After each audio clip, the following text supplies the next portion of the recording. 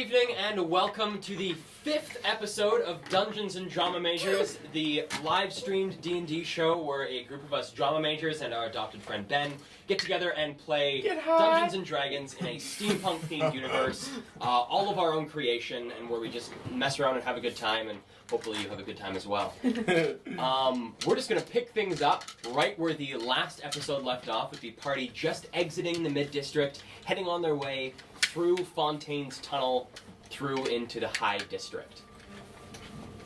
So friends, you've just been left by Reagan into this 30-foot long tunnel, pretty well lit from the various incandescent lamps that arc through this little tunnel. There is about, I'd say, about a 3-foot wide wooden pathway that has been built through the tunnel itself, and on the far end looks to just be a single door. One door. But again, what would you guys like to do? I would like to take this opportunity to change out of my fighting clothes and into my gown. Okay, so are you you just completely like drop. We're just in this the doors are closed on both ends, yeah? Yes. I turn around.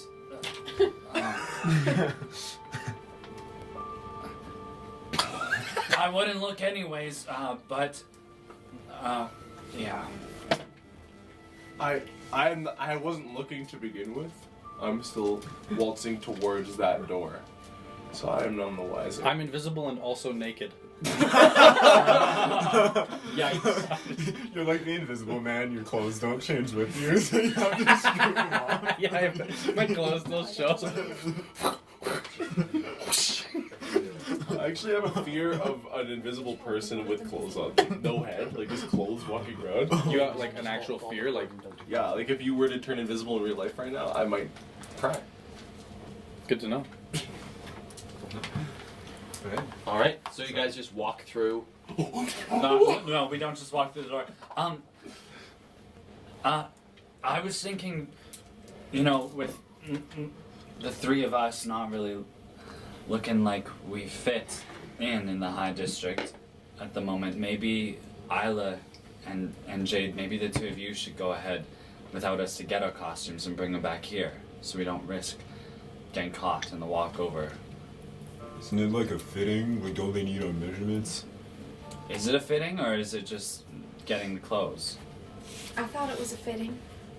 I'm pretty sure it's a fitting. They don't know what we look like. I could look into my notebook to see if I remember what I recorded for that. Yeah, could I do a history check on that too? Or, can I aid him in any way? Or you're just looking through... Look right there. Give me a history check. Yeah? Okay. 15 plus 3, 18. You remember Silence saying that it is a fitting. It isn't just picking up clothes. Well, maybe it's the kind of fitting where they just need to, lower the pant leg a little bit, or, take the waist in a half inch as opposed to, any minor... I think we should all go, Ludi. I'm nodding, but I'm invisible, so you don't know. I just feel like, somebody supports me in this. Ludi, I know you're worried, but the overseers will not be looking in the High District for what we just have done. We'll be looking around the Mid-District. Yeah, but the overseers could just be in the High District walking around, or anybody could be in the High... If we run into anyone on the way there, they could potentially sound an alarm. Yeah. The three of us definitely do not belong there. Yeah. With the way we look right now. If the three of us are seen, it's gonna stir up a ton of trouble. Well, why don't we just, is there a rag in the medical pack? Searching through the medical pack, you do find a square of fabric. Okay, I take that, I spit on it, and then I go to whoever I can grab first and try to start rubbing dried blood off of them. Abby he kind of looks over his shoulder to the bullet hole in the back of his shirt, and the blood is Do you dried need down. help with that too? Do you have another shirt? I could stitch you up. There's no one else. The Fontaines are out of the... There's none of Fontaine's boys are in this tunnel. 'Cause it's just you guys. I have my shirt, but it might be a little bit small on you. Let's try it. Well, don't rip it though. Silence gave it to me. He says, yeah, no. Okay. Thanks, but I can stitch you up though. okay, yeah. Sure, that'll work. Oh my God. No one's ever let me do this before. And I open the medical kit. Okay. So I stitch up Abby. I stitch up Abby. Mr. Chababi, give me a medicine check. I go to look up at him and go, oh my God, he's tall. Can you lie down on the ground? Like belly down?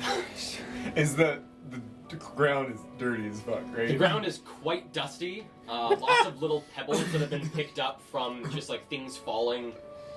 This isn't like a necessarily very cleanly cut hole through the wall, so bits of rubble do have a tendency of falling. Okay. He like goes down, but he does like an upright plank, so it's only his like hands and feet on the ground. I stand on with a leg on either side of him and very excitedly stitch up this wood elf. Okay, give me a medicine check. Okay. Natural 20. So you feel the sharp pain of the needle puncturing through the skin, and you slowly get used to these small little pin pricks as the bullet holes slowly but steadily. To make you feel better while she's sewing it in your head, she goes did it did it did did it did it did it did it did it. And once you have finished, you've made a pretty decent sized hole, which was about that big. You've completely sewed it up. There's very little remaining of this wound, besides just this one small upwards line where you were able to sew everything back together. And Abby, you recover 1 point of health. Nice. Woo! I'm good at this. I should be like a doctor or something. It requires a lot of training, and if you do not know, the practice is that of a long, arduous commitment. It is not just that you wake up one day and choose to become a doctor. Well, it looks to me like I woke up one day and chose to fix Abby's shoulder. Yeah, it feels pretty good. See? Actually, yeah. Maybe you don't wake up one day and be a doctor. Maybe I do. I'm gonna assume we're all gonna go there, and I'm gonna let the invisibility come off, and you notice there's a huge rip in my nice clothing and a bit of blood. Ah! And What? I'm gonna start to mend it. Cool. The hunter It got you? just slashed me. Are you mending your skin? Or No, my skin's fine. I feel much better after we gained experience. That is an important thing to note as well. Oh, yeah. The party did reach level 4 during the break between episodes there. No, I feel much better. I just need to fix my clothes. Hey, can you like fix the hole in my shirt? Yeah, Please? Yeah. just let me finish with mine. Thanks. You know, Ludi, I understand that you're concerned will be seen. It squats. But if we're going to be making moves all around High District, we're going to be seen. Yeah, but this is just a short while that we'll be out of disguise. I suppose, but look at my face. This isn't going to change. Unless they have some sort of prosthetic. Why are you so scared of the High District? Aren't you? No. Well, Should I be? you probably should be, yeah. And after what just happened, if they caught any of our faces, they could already be sending those things out to look for us. It's not far, is it? It is few blocks away, from what I recall. I mean, those... What are they called? Do I know what they're called, Cal? The Those are- robots? Hunters. The hunters. Those are the ones that are like, they look like dogs, sort Look of. like dog They're spiders, like- yeah. Yeah. Is it just common knowledge that they scan faces, or did I misinterpret that? It is common knowledge that they scan faces, and they are also some of the creatures that like hold the bank of like who is wanted. Were you seen? I don't know if my face was seen. I was trying to keep it lowered. But certainly my body, the clothes I'm wearing right now. They saw me, and they saw me do something I shouldn't have been doing. At least one overseer saw me kill his buddy right in front of An him. overseer. That's okay. Didn't this like we're this was like 20 minutes ago. So if we go now, go to the place where we're getting our disguises, it's probably better than standing here talking for an hour and then they've had time to communicate between districts. They're probably attending to that. Oh. Probably attending to that big crater that we just left. Mm-hmm. Yeah. I don't think they'll be looking for us just yet. But Ludi brings up a good point. They saw me cast magic. How'd you do that? What? How did I do what? She's wondering how you rolled your R. Ah, it is something that you pick up from speaking Draconic. Draconic. I learned from my grandfather Rex a lot. So are you like Rex 3 or? No, just Rex. But that sounds pretty good. Wouldn't it be Rex the second? I'm gonna go open the door. Okay. So you guys, I take it after the momentary delay of Abby laying on the ground and the couple minutes it took Isla to stitch up his back and the little bit of mending that was going on of clothing,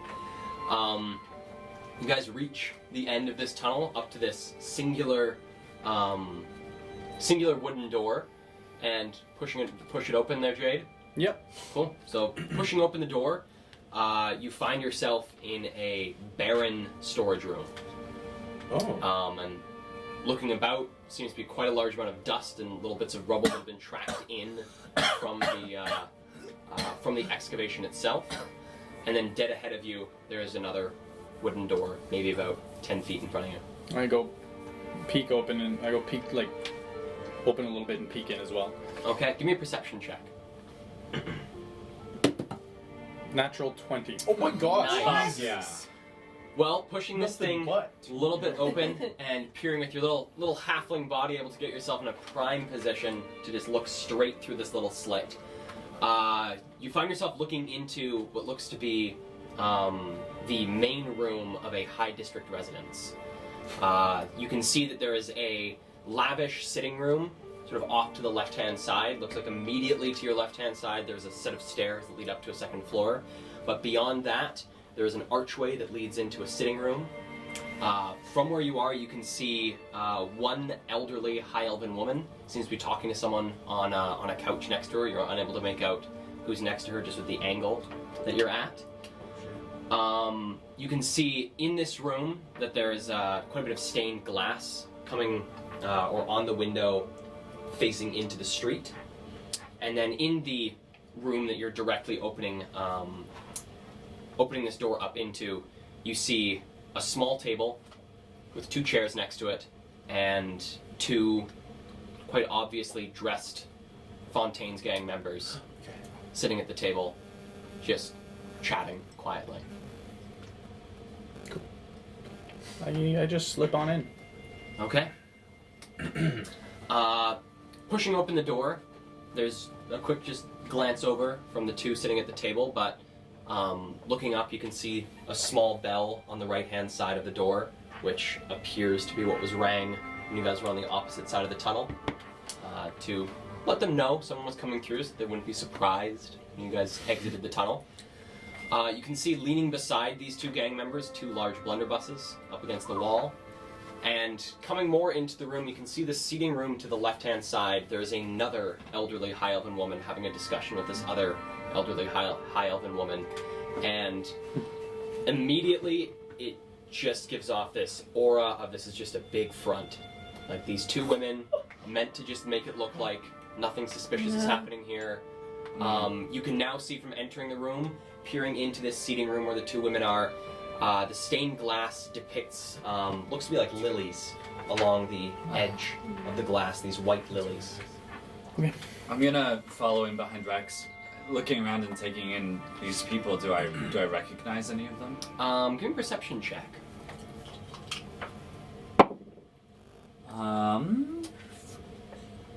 18. Looking at these two individuals in front of you, you are able to see that one is a male human, the other one is a female half-orc. Don't recognize them. Oh, these are Okay. the Fontaine's These are boys? the Fontaine's boys. Yeah. From what you can see of the face of the one high elven elderly woman, Mm-hmm. also don't recognize her. Okay. As I move into the room, I want to just kind of listen to the conversation of the elderly people. Okay. So, moving a little bit towards the archway and listening in on this conversation, it appears to just be babble. One woman is saying to the other, "Well, did you see the people walking down the street the other day? Oh, yes, I did. Oh, yes, I did. Did you see the one wearing the frock coat? Oh, my God, a frock coat at this time of year. Oh, my God. Oh, when do we get to go home? Oh, just in a little bit. We'll take the next shift pretty soon. Oh!" And you can see them looking out the window, seeming to just be watching people go by, making sure their pact is being kept up. I'll sit around listening to this for a minute and then another minute more before I smile at the high district pomp and then make my way towards where Jade is. Okay. These two members of Fontaine's boys both stand up after a few moments of you guys peering around, and the male human, "Well, guys looking to enter the district?" Yes, if I may. We are sent through from Fontaine herself. Is it as easy as just stepping out the door? So it looks at the female half-orc and you. No, it's not that easy. Just gotta head out the back door here, a little bit less conspicuous. So it is as easy as walking out the back door? The half-orc. Yeah. Then we will do so. Do you have any coats or cloaks we could borrow for the three of us What? to try to blend in a bit more? Well, sort of looking at the clothes he's wearing, nothing I got's gonna give you any help. I'm not asking for the clothes off your back. I just, if you had that trail off, as I say, cloakroom or something. How is it less why is going out the back less suspicious? I'm sorry, I'm just confused. Don't people leave fronts of shops all the time? Are you visible? Oh yes. Yeah, I'm okay. not visible. If I may. Yeah, but this is like a house. Oh. And it's just the two women, or Have you, six Well, women. have you never been Six to a... women? I only saw two. Oh yeah, they work in shifts. They're old. Do you pay them? Oh, they get free place to stay, protection from the gang. Protection from the gang or by the gang? Oh my god, it's like a witness protection. That is so cool. You should put that down for when we're old. I'll make note of it.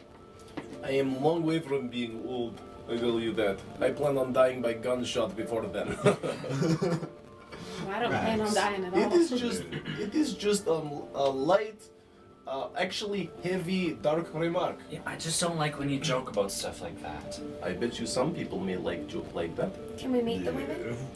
I'm a man of the people. Could meet a couple that are off shift, the two on shift. I No, can't no talk. one's allowed to go in there. No, gotta keep up the illusion. Oh! I Well, took my pocket. My Isla, didn't you say we should get going to save time so that we, it hasn't been too long since we've been... I think we should go. Wait, 1 second. I'm reading. What does my watch What say? does your watch say? Your watch says 10:25. And we need to be there at 12? You need to be there at 2 is your appointment. It's only a block away, right? Oh shit. Yeah. It's a few blocks away. Ludi, I think we have a little bit of time. No problem arriving early to a wardrobe. Well, I don't know about that. Like, No, it is true. I know. Rex knows a lot of things. As an actor. A wardrobe, a person who is in charge of supplying costume, prefers earliness opposed to lateness. The impression that Rex has given me is that they are a little finicky. Little At bit times. finicky. Well, In fact, it is often common to bring gift, despite. I literally brought cookies to my last fitting. This whole thing with costume departments is getting just a little bit too real. Oh shit! This is real. Yeah, this is real. I have the fitting last I week. brought them cookies. chocolate because I want them to like me. Oh my god. So my clothes I fit told, nice. I told them a joke. And they give me candy. They were like, "Wow, all these." Well, I suppose you got a point, Isla. Maybe an hour and a half, 2.5 hours, 20. 3.5 hours is a little early. This is It's true. 10:30 right Do you now. know things about 10:25. Yeah, wardrobes? it's 3.5 about hours. costumes and Isla. whatnot? Well, I spent a Well- little. I mean, we could go meet the old women to kill some time. I think didn't he say we're not allowed in there?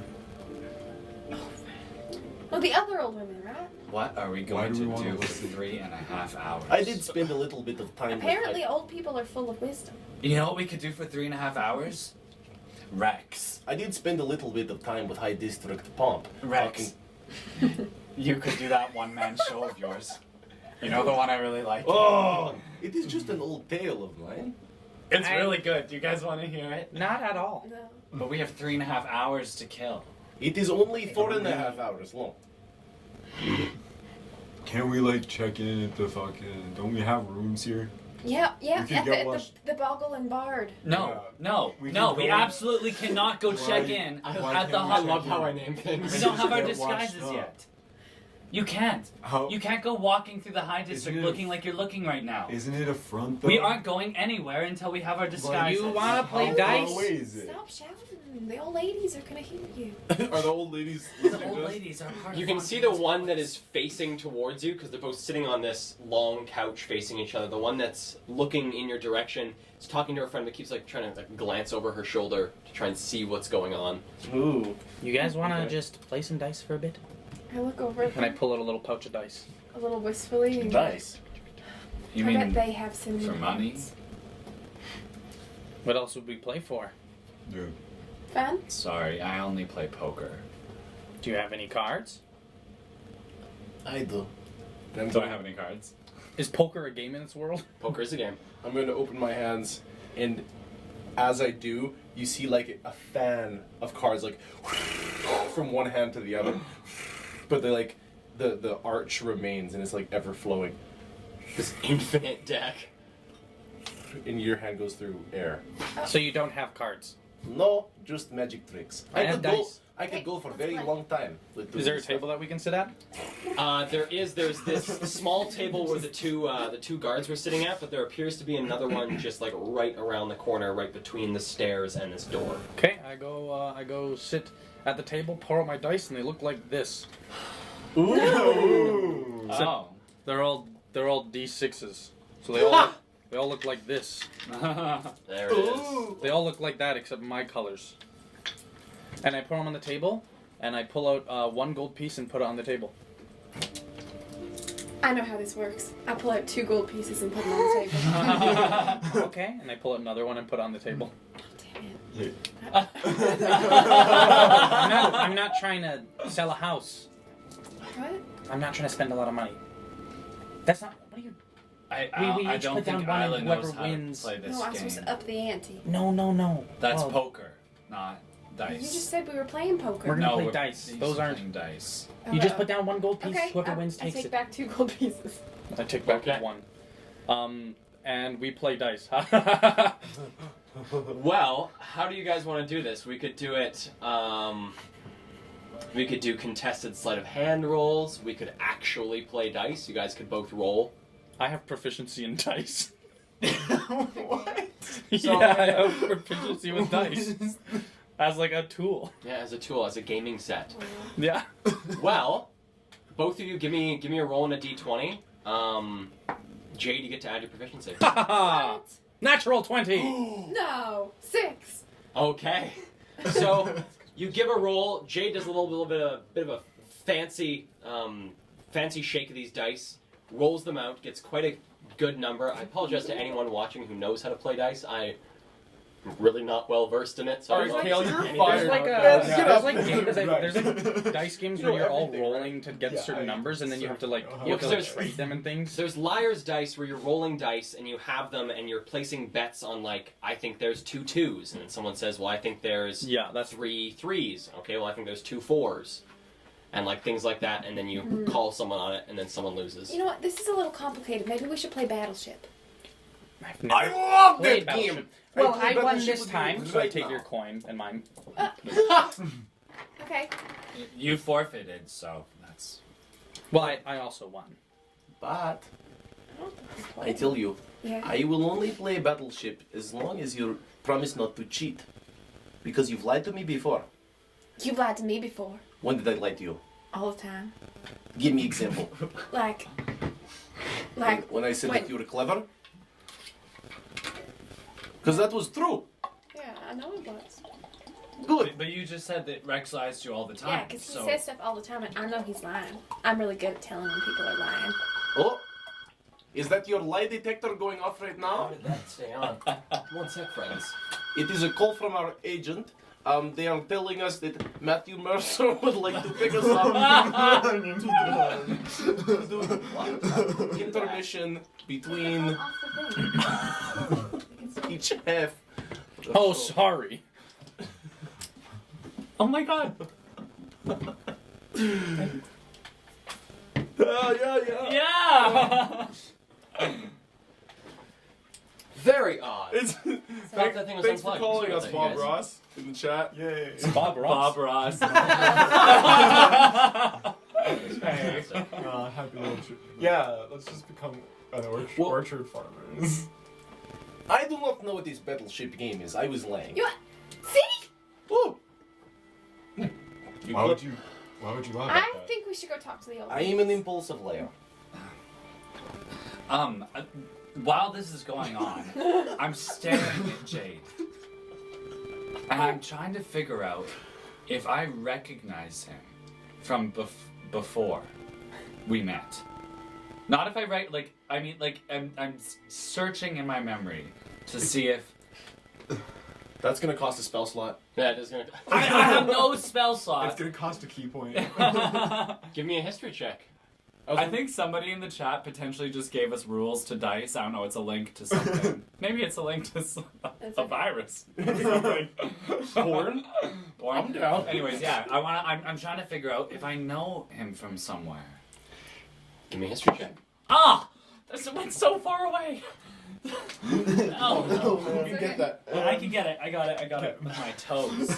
My dexterous toes. Wow, You are we are one. put together. We are tonight, really boys. professional. There it is. Fuck. It's a 4. I'm. Pretty sure you get advantage on checks. All checks, actually. It's a. I am gonna re-roll it. Okay. Yeah. Oh. I'm because I'm feeling lucky. Oh! Spending a point of luck. 15 plus. You said history. What was the History. check? History. 18. Don't recognize him. Okay. In the meantime, after I've told Isla that I lied, I will go and I'm alive. I will pull up chair next to elderly high district pompous people, and I will sit on chair like So you're walking into the seating room. It's a separate room. It's a separate room. Oh fuck! I thought we were in the same room. I want to. Okay, so there's the guards in our room. There's the guards and the 2 tables in your room, and then stairs leading up to the second floor. And then in this second room is then this long Chesterfield, 2 elderly high elven women sitting there chatting. up the stairs. No, Oh, just in the next room. what's upstairs? Upstairs?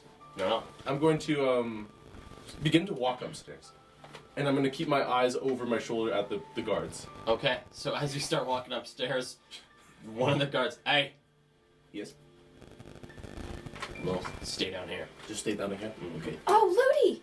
I bought a sweater. You can wear this. Now will we go outside? I'm already resigned to going outside because nobody ever listens to me. We also have to Maybe wait we're 3 all hours. listening to It's you. Yeah. because you're always staring at people, like squinting your eyes and sizing them up. I don't do that at all. You- What are you were talking just doing about? that to Jade 2 seconds ago. What? You're just sitting there and you're just going, Alternatively, if you'd like, I could go out and buy some coats and bring them back. oh, yes! Yeah. Would you? Well, Yeah. Are you okay? I know it's I'd only like a block and a half, I'd like a coat. but Okay. You're talking about costumes before the if you guys Yeah. think it's fine, pre-costumes. it is only a block and a half, and I'm just the thing I won't bend on is going to the. What, is it a hotel? Sorry, is it a hotel, Kel, or is Baron it a, Bernard? Baron and Bernard is a tap house. The only thing I won't bend on is going to the Baron and Bernard out of disguise. Ludi, I will go get coats for everybody, but you each have to give me about 20 gold. Oh, Rex, Yeah, for sure. do we have? Thank Gold. you. 40? You're 20 gold? Yeah. Nice. I don't need a coat. No, coats do not cost that much. We're in the high district. How do you know how much coats cost? You're so. How much do coats cost in the high district? Give me a history check with disadvantage. Oh, that's Cocked. cocked. How much would a coat cost? Yours are 20 to 20. 13. 13? Depending on the store, your best guess is somewhere between like 10 and 40. Okay. In Gold? that range. Gold. Fuck. Coat? We're in Better the be high fur. district, Rex. But not real fur. This is Jackson. Faux fur. No, we will not pay that much. Okay, well, if you give me 10 gold, I can get you half a coat. If you can get a big coat for 10 gold, we will wear. Ludi will go on my shoulders. I It have was a a nice. sweater. You can wear the sweater. 20 gold. And you can have. It's. Abby wants a coat. So I'm gonna go get a coat. Didn't get I coat think for it that. would be. Yeah. I mean, it would be safer. Like, are they looking? Are they like scuffed up at all, or I've got- are you guys? I've got It's- stab wound in my stomach. Yeah, I have a. My shirt is torn from a slash to the stomach. I have blood stains there. I was severely hit. Yeah. I mean, like, boys, if you guys are worried about the cash, I can just front you the money and you can pay me back later. No, it's not worth it for a block and a half. Thank you though. It's nice. That's like almost a fifth of the money we're going to make on this. Or, well, I guess not. My math is off. It's a lot of money for a coat. It's too much. I buy a coat in Middle District if I really need. We don't Plus, need it. We can just wait here, go to the fitting, wait here for a couple hours. We are in the greatest city in the world, and we're just gonna stand here inside this house when we can't even talk to the old ladies. The greatest city in the world, huh? I'm going to I was kind of at the staircase this whole time. I'm gonna walk into the archway and just like without like moving into it, just kind of like looking in and leaning, and then is there a window nearby the table where the guards are at? There is the front door, which has some very, very translucent glass Okay, onto yeah. it, quite fogged. And the old ladies are by that front door. No, that is just like the front door window. The old ladies are by their own stained glass window. Okay, I'm going to cast an illusion on the other side of the translucent. Oh, this is dangerous. It's just going to be a silhouette of somebody with their head tilted looking into the window. Okay. And as I do that, I'm just going to look at the guards. Okay. They sit there and they sort of like watching you near the archway and go back to their stuff. Oh, and they don't see the silhouette? It's behind them. Ah, okay. I go. I smile and I walk over to Ludi. Say, I cannot resist not talking to those women. Or people. Am I going? Well, let's go say hi. If you I don't think do, I I'm guess we're not gonna told. be here for a bit. Maybe I ask. Okay. Ask. Jay, do you want to come? If I ask nicely, maybe they let us? You're very I good guess at fine. asking Yeah, I'll nice. go. Might as well You look don't around. have to. I don't need the company. I'm just offering if you want to leave this place. I just... If you're gonna go, I'll go. Just in case something goes wrong. Okay, but you have to be nicer. I'm not mean. I'm not mean. I'm just being realistic. I'm just saying we could wait here for 3 hours, play some dice. Don't have to pay for money. And the time might go by faster. Abby wants a code. Okay, let's go get Abby a code. Abby wants a code. Thanks, guys. Bye. Have fun. Goodbye. We will wait here. Find out if the old ladies have cinnamon hearts, like maybe when they switch their shifts. Okay. I would like to go out the back door, please. Okay. So going towards the back door, you grab the brass handle that heads out and give it a bit of a push, and you... Looking up, there's a small little latch. Keeps the back door locked. So Oh, wait 1 second. I take off my bag that has like my other clothes and stuff in it, and I go, can you hold on to this while we're going? Yeah. Sorry, what is it? It's just a bag. Just has some stuff, my stuff in it. Okay, thank you. Just a bag. Right, because you're in your evening gown now, right? Yes, to fit in the high district. Naturally. Okay. So you head out the back door, pull the Yes. latch. Pull the latch. Okay. We can come back in after, right? Oh, yeah, that's important. Well, Knock 3 times, signal to the old ladies. you have a token? Yeah.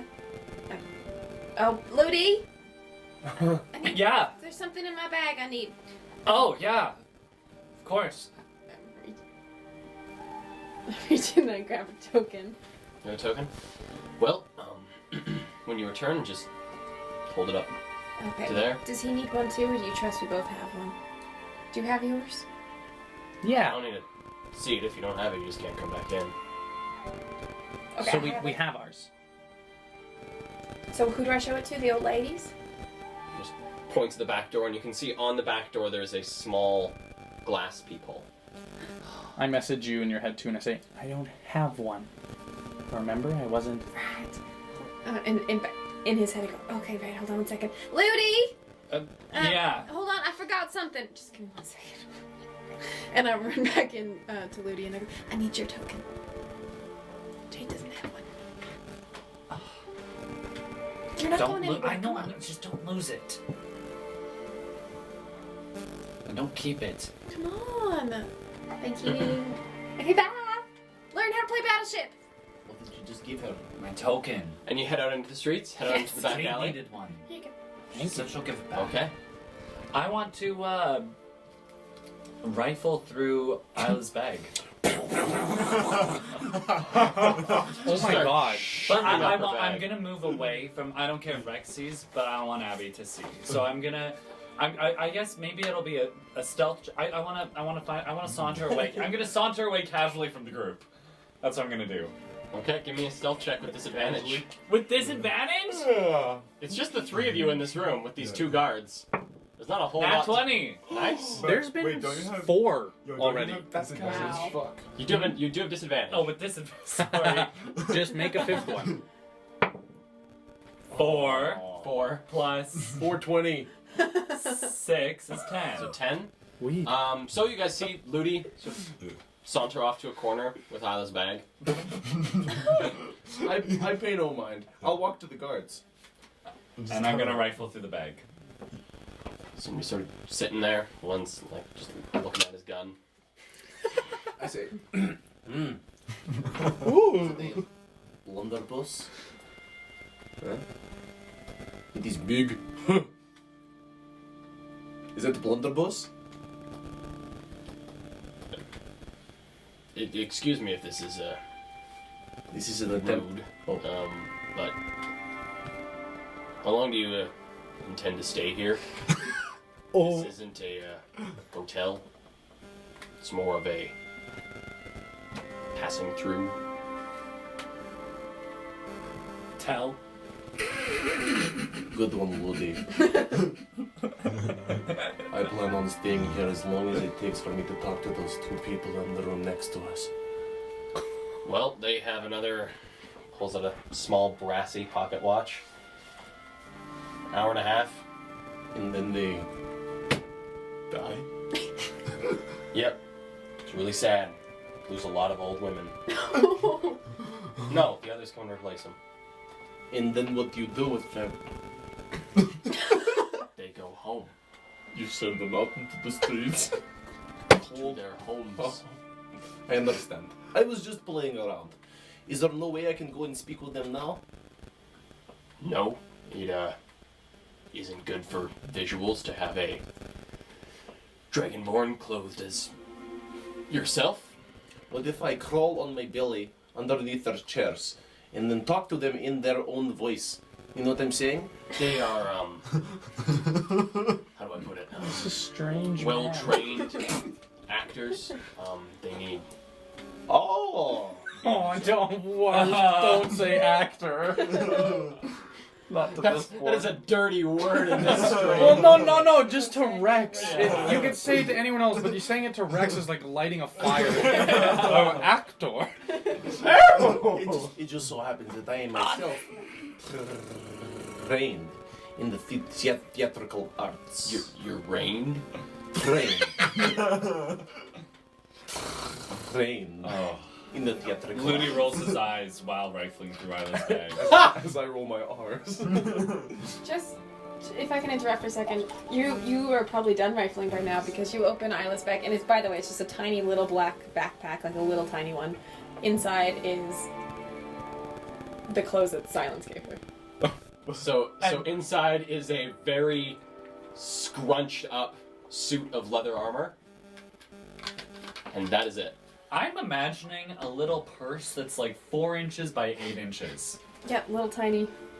Little Wow. One of those backpacks. Yeah. D&D bags hold so much more than they appear. The magic of D&D bags. I want to It investigate. is a little bit It's bigger also- if it's not going like, to hold. she doesn't wear full armor. It's Yeah. like a leather shirt and leather. Okay, I want to investigate for a secret pocket. Okay, give me an investigation check. Oh, hit my thumb. Oh well, it doesn't matter. 6 plus, I think it's 1. Yeah, 7. 7, rifling through and trying to find a secret spot. Doesn't appear to be one. Ah, just a bag. That's like in a video game. Just a bag. It's just a bag. Just a rubber ducky. Just my dead friend. Oh wait, quest completed. I'll find whoever did this. And then they walk into a wall.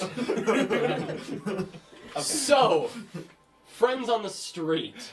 Meanwhile, while the inside shenanigans is going on, while we have Rex trying to be with his fellow thespians, I must be with them.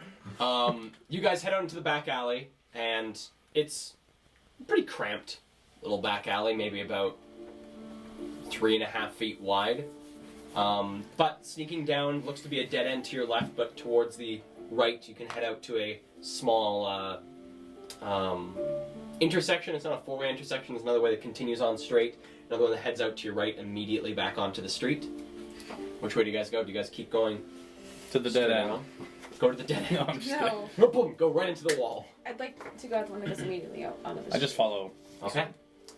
So, turning right and heading straight out onto the street, you find yourself on the streets of the High District. It is currently 10:30 in the morning. There are a few people mulling about. Looks like stores are either already opened or beginning to get opened. One thing that you do notice from your time here is there's no overseers. Usually there's Hold on. one From my time here being us here now, or from my previous time? from your previous time. And this is different that there's none, or? That there's usually about one on every other corner, but like looking up and down the streets, there are none. I'm gonna listen for a click-clacking of the, oh my god, my brain's Hunter? The hunters, yeah. Give me a perception check. Ooh. 19. 19. Alright, so listening for the very telltale click-clack of the hunter's very many metal legs, Don't hear anything. That's weird. Okay. I would like to look for a clothing shop and a bakery. Okay. Give me And the bakery. I'll help with the clothing shop search. I give don't me know either that she a wants perception to see. check or a survival check, your choice. Okay. Because I'm here too, does she get advantage? She does get advantage. Ooh. Then It was it still 17? counts what it was. Yeah, just because you roll a dice into it, everyone doesn't. Ah, that's better. Oh no, they're both bad now. 20. 20? Yeah. Alrighty. So you come out of this alleyway, look to your left, look to your right. And looks to be to your right, it continues on for a little while before reaching quite a large pavilion. And so, thinking that that is likely a good spot to find some general shops and whatnot, you head down to the right. Okay. And after about 5 minutes of walking, passing by a few high district individuals who seem quite well dressed, and a couple of the gentlemen passing by give you slight nods and look towards your halfling companion with a bit of like, Are oh. you invisible? No, I'm not invisible. Oh. Yeah, and I'm wearing nice clothes, and I wiped off the blood, Mm-hmm. but it's just that I'm a halfling. It's just that you're a halfling. Because you guys are racist. And you guys get to this quite large pavilion, and that's where things get quite a bit busier. Looking around, you can see about 12 or 13 different pairings or triplets of people as they quickly meander about this square. They look to be moving between a number of the shops in this area. Far to your right, probably by about 250 feet, you can see one of the entrances into the mid-district from the high district. And then far to your left, probably about the same distance, about 250 feet, you can see that this pavilion turns into quite a large road that heads further south, deeper into the high district. But looking around this pavilion, you do find a bakery. Looking around, trying to find somewhere where you can get some baked goods. You do find a little shop called the Crescent. The C appears to be a croissant Wow. in the name of Croissant. the store, the Crescent. But glancing about, doesn't seem to be any clothing stores. in this You pavilion. really like it in the high district, huh? Well, You're beaming is all. thank you. Yeah. I don't know. I mean, it's nice to see people here. People, they just seem happy. That's what money will do, I guess. Well, I don't know about that, but the people out here seem happy. Usually, the number of, like, happy people you see is directly correlated to the proximity of a bakery. Oh, look. Wow. I go in. You go in. All right. So heading into the Crescent, you come into quite a large bakery. There is one long counter dotted with a number of little stools that runs along the left-hand side of the store. Along the front of the store, there are some large multi-paned windows sporting all number of baskets filled with bread and other baked goods. Appears to be a display case of various pastries and other sweets that are on display in one of these windows. On the right-hand side of the store, there's about 3 square tables with a booth on one side that runs long along the right-hand side, and then 2 chairs at each of these tables on the left-hand side of the tables themselves. At the far back left end, you can see that is where the counter is to purchase items. And then along this counter, you can see there's the seating spot where you can sit and eat your stuff at the sort of bar of the bakery. But then just beyond that, there are some glass display cases of all the various pastries and carb-filled goods that this bakery produces. And coming in, there is a overwhelming smell of freshly baked bread, cinnamon, and sugar. I love the smell of cinnamon. It smells really nice in here. Okay. I go up to the counter. Just waiting to make sure you can get that camera there. You go up to the counter. Yeah. All right. So there are 2 people in front of you. Oh. As you approach the counter, In addition to these two people in front of you, there is one couple on the right-hand side of the store sitting at a booth. Both seem to be enjoying a some sort of like almost like a tart of sorts with this like white icing over the top of it. Just go. Would you recommend it? Both sort of look up and go back to the conversation. But the two people in front of you, one of them looks over. It appears to be a middle-aged woman, long red hair, and her child appears to be between the ages of about 9 and 12. Also, this like just bright red hair, straight bright red hair, standing next to her. Well, yes, I think that will be quite enough for today. When can we expect to pick those up?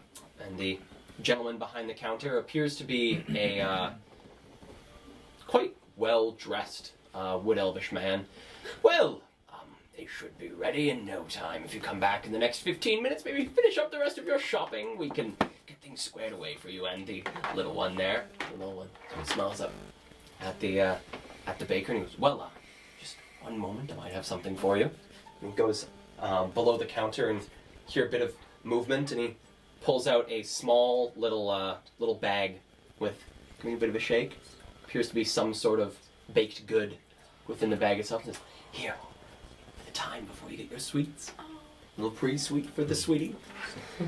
Well, we'll do all the rest of the money business when you come back. Enjoy the rest of the morning. We'll see you shortly.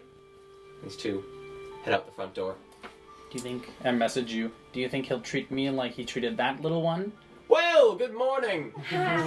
What can I grab for the two of you? I have to tell you, this is just the most delightful little shop. Oh, well, we do take quite a large amount of pride here at the Crescent for being one of the top bakeries in the High District. Well, I'm looking for some treats. Well, we do have a plethora. Okay, I would like 3 little cookies. Well, Like what kind normal of size. cookies would you like? We can do them with a little bit of chocolate. We can do a little bit of icing on them. I believe I have a few cinnamon cookies. We also have been recently experimenting with a ginger cookie. Oh my god. Could we get cinnamon cookies with chocolate on them? Well, never thought of that combination. Well, Harold, we have a Don't worry. particular request. Do you think we could do the cinnamon cookies? Cinnamon cookies with the chocolate on top? No response for a moment. Then you hear, oh, yeah, it should work. Yeah, should be fine. Oh, wonderful, wonderful. Whenabouts can you get those for us, Harold? Well, should be 10, 15 minutes. Oh, okay. All right. Well, it will be a bit of a wait So for those actually- quite interesting cookies. I'm excited to see how they turn out. I actually do want to put in a request for the cookies, if that's okay. Like, I would like 3, like, normal-sized ones, and then I want 1 big one. And how large are we talking? Are we talking something like a small tart? Are we talking a full-size Like, do cake you see the size cookie? of that pie over there? Yes. Like a 10-inch pie. Woo! I'd like You want a big 10-inch cookie? Yeah. Well, someone's got a big appetite. one. I assume so, yes.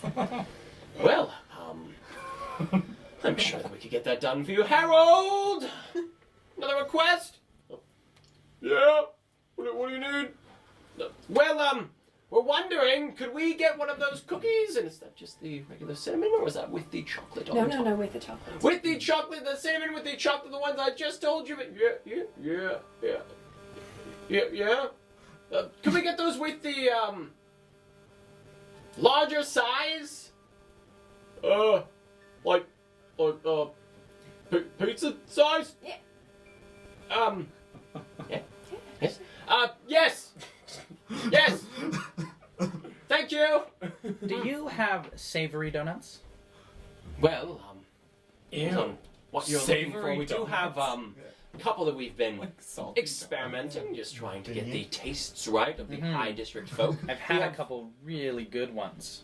well, I might have to get some of your ideas. But the ones that we currently have is we do have one with a maple glaze, a little bit of bacon put on top, just to get a little bit of that salty and the sweet.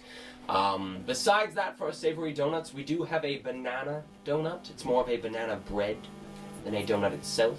It's like us, salty and sweet. Yeah, that's what he said too.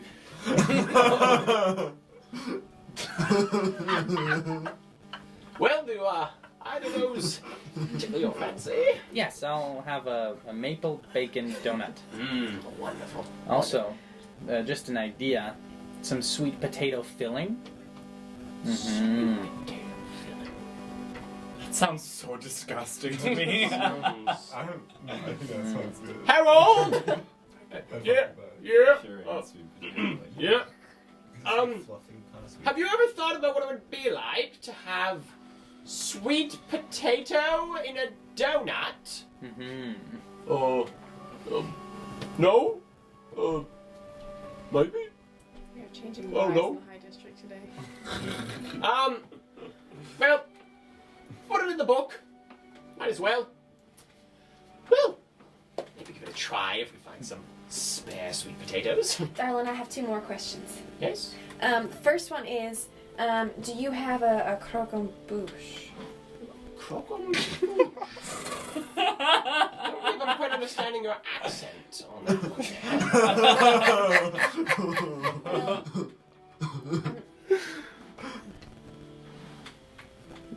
Never mind. It's I was just asking for a friend. And then the other thing I want to know, any chance you have cinnamon hearts? Cinnamon hearts. Yeah. Well, we've already bothered him enough. Harold! No, what I you have some in the back. Yeah? What is it? And you hear like a little bit of lumbering coming from the back, and this very, very large human man comes out from the sort of entrance to the bakery, which is on the right-hand side of this counter. Yeah? What? Do you have any cinnamon hearts? Cinnamon hearts. They're like a spicy candy. Maybe. 1 second.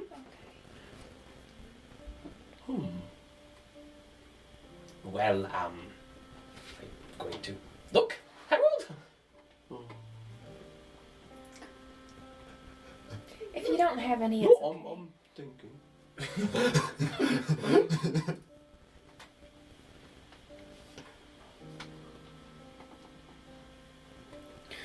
do you smell something burning?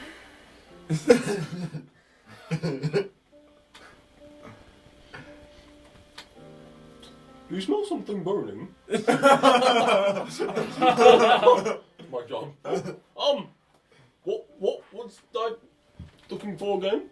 Cinnamon hearts, Cinnamon if you hearts. have them. Oh, I'll take a look. And he heads back and you sort of feel like the slow lumbering and then like this like, whoa! Do you know where a clothing store is? A clothing store.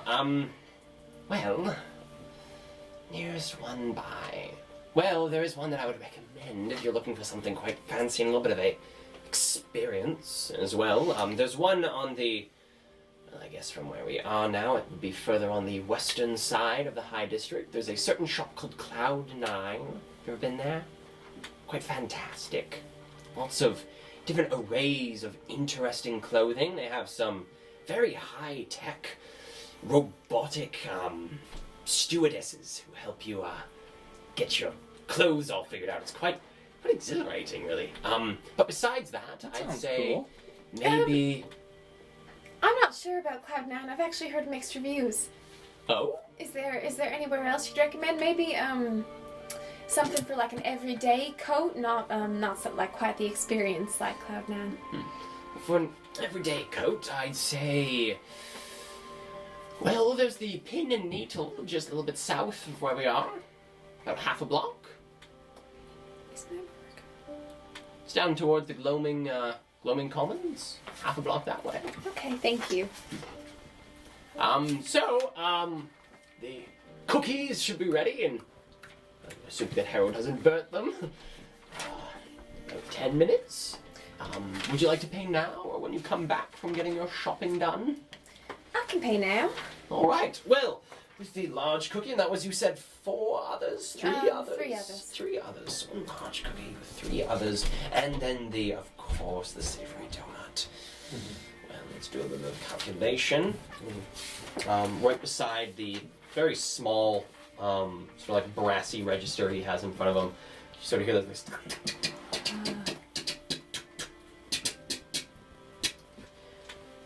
All right. Well, interesting. We'll have to sell those on the menu.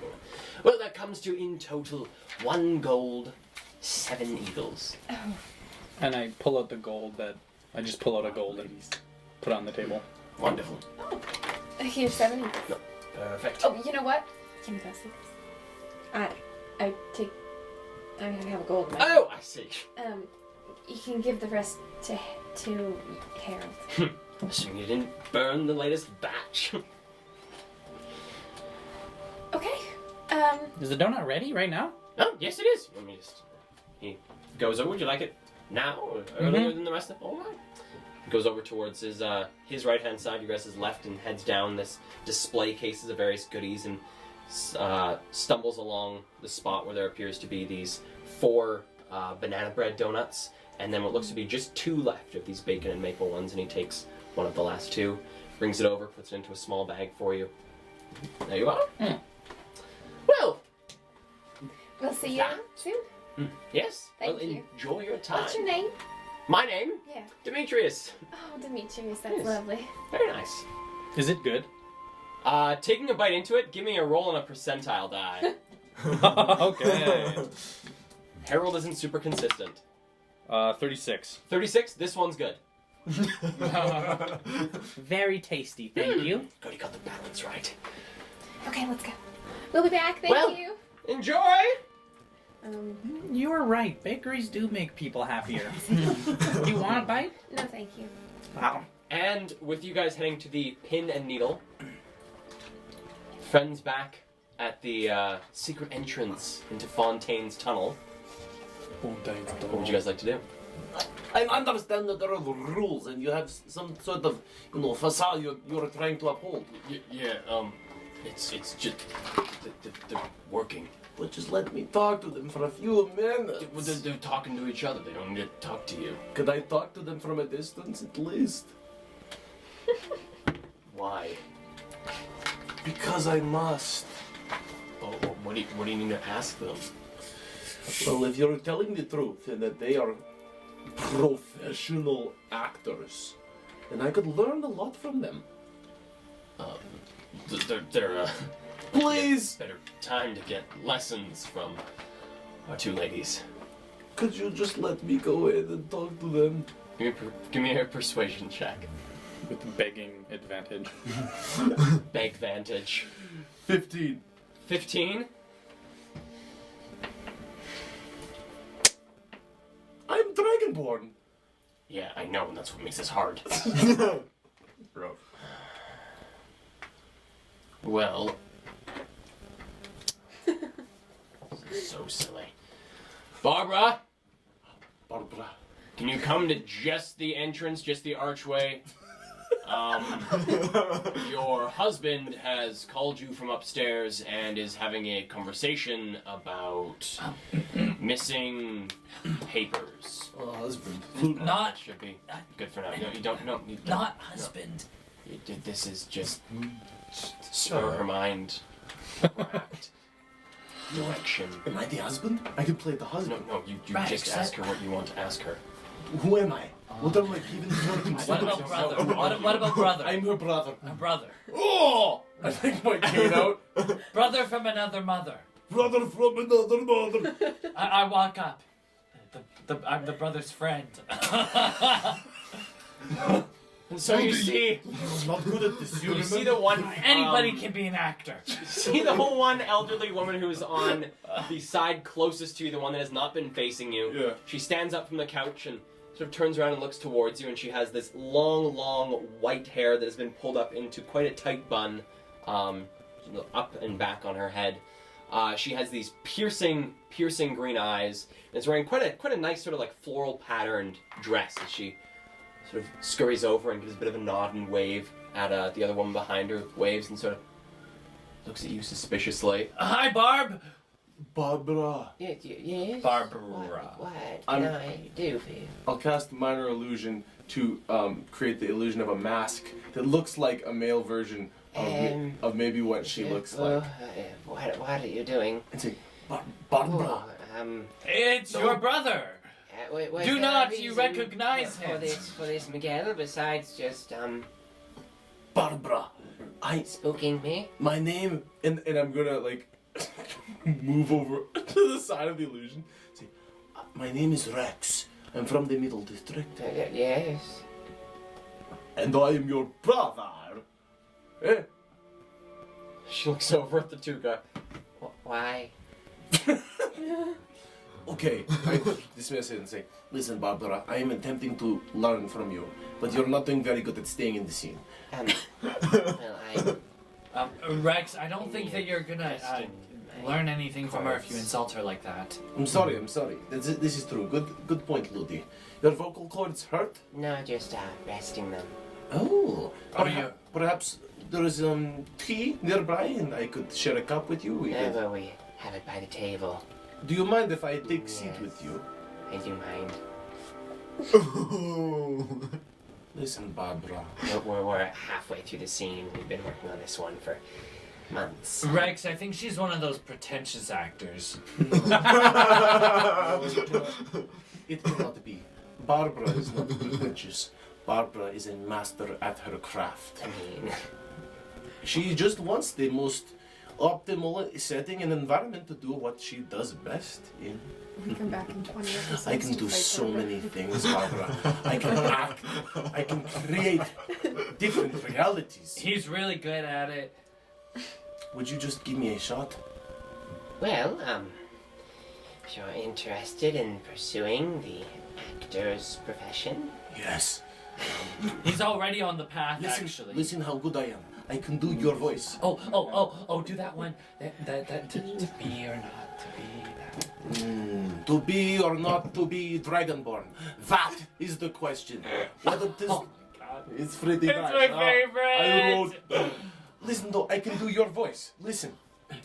Well, if you are interested in following the actor's profession, What is the save on that sucker if This- she wants to I- determine? I can just mimic it, and it sounds the same.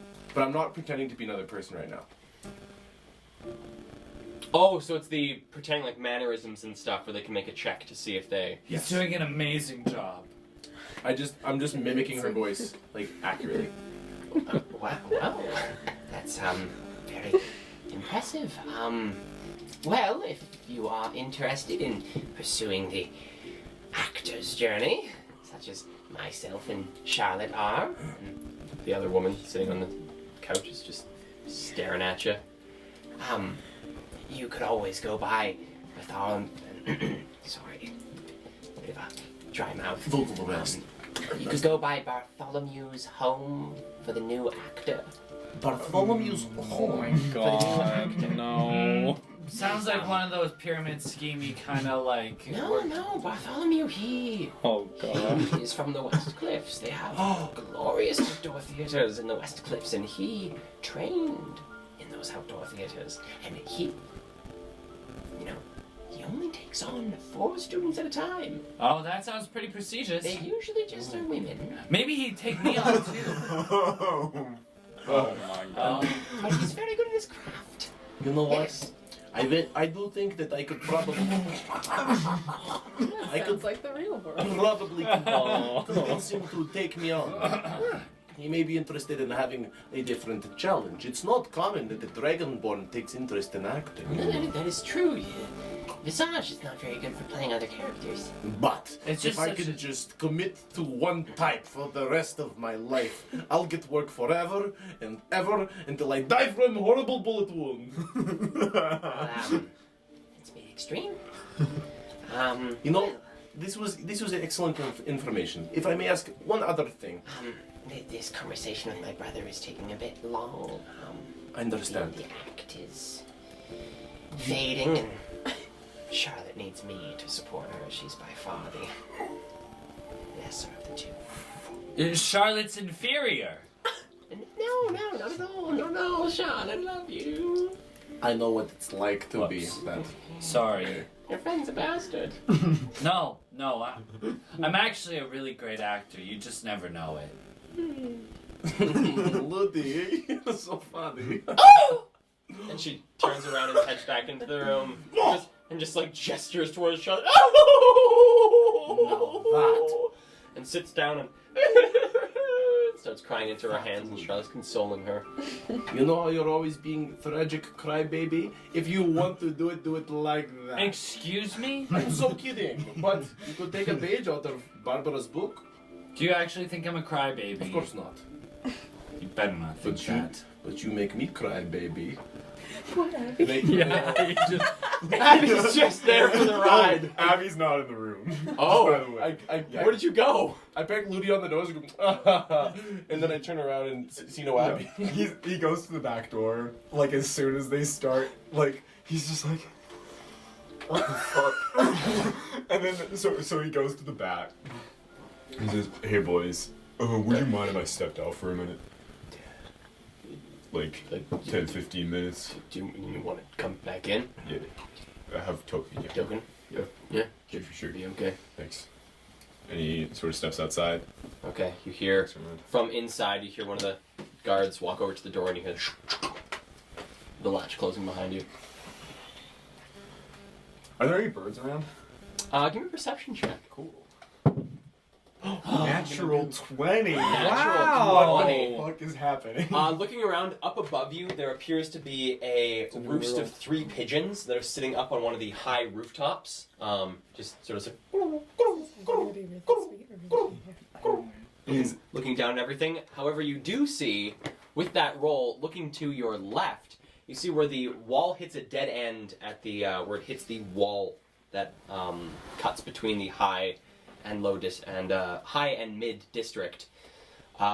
You see what looks to be like a small grate where water drainage is likely to happen.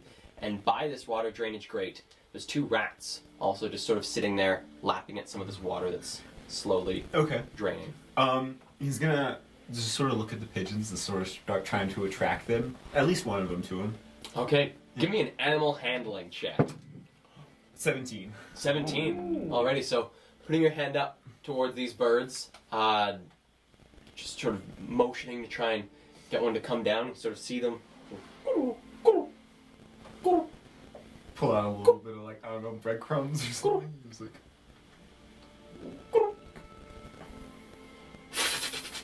And one of them flies down and sort of lands on the ground at your feet okay. and then up onto your hand. Oh, yeah. And then he slowly starts casting out beast sense on this birdo. Okay, What? how long is the Cast what? casting for beast sense? A big 10 minutes. A big 10 minutes. Butts? What is Alright. beast sense? So this bird slowly For those eating of the you watching back at home, breadcrumbs. I know nothing about D&D. Oh, for the most yeah. part. This I bird's don't know. I guess slowly we'll see if eating it the works. Yeah. slowly eating the breadcrumbs from your hand. You over the next 10 minutes slowly watch as this bird goes from being, quite a wild creature to slowly becoming a little bit more docile, a little bit more comfortable in your hand. Looks a little bit less sort of like on edge, as if it's looking around for trouble. Seems to be quite comfortable in your hand. And 10 minutes pass and you can feel this connection. Okay. So what is beast sense? He is going to enter the beast's vision. Wow. Oh my god! That's so cool. So he's just sort of like leans I thought back he was up gonna- against the wall right next to the door. And then he just sort of like lets it out. Starts letting it fly around. I don't think he can actually Control? Yeah. I just sort I of don't wanted think to go up so. the roof, see what it can see. Let's see. Beast sense. That's so cool. Nature boy. Nature boy. It's Cool. your nature boy. So, putting your hand up and letting this bird fly back up, and seeing through its eyes, you see it sort of this like weird sight from a pigeon, because you can see it's like 180 on either side of its body, so it's almost like you're getting this like 360 degree sight thing. Like as its head moves around, you can see ahead of you. You can also see the bird's butt at the same time.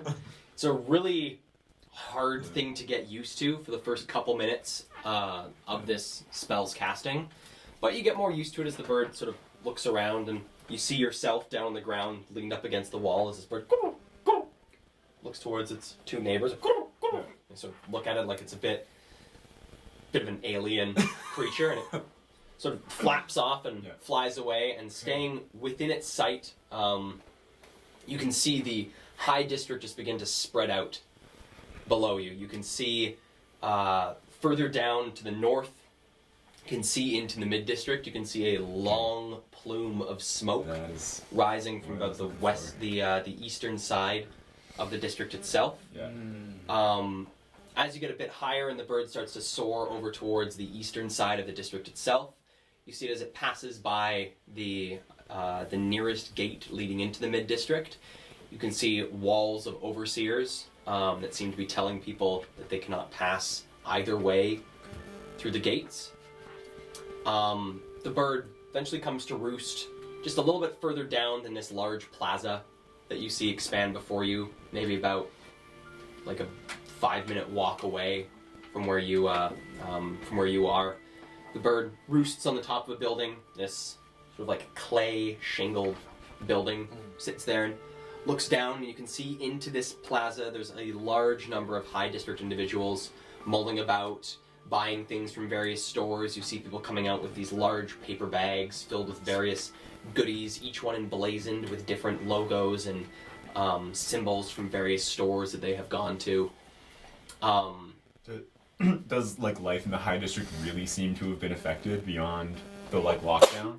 Beyond the lockdown, it does not appear so. Okay. And as you're looking through this bird, suddenly there is a startled movement from the bird as it flits away, and you can sort of see in this 360-degree view and hear it as well through this bird's hearing, this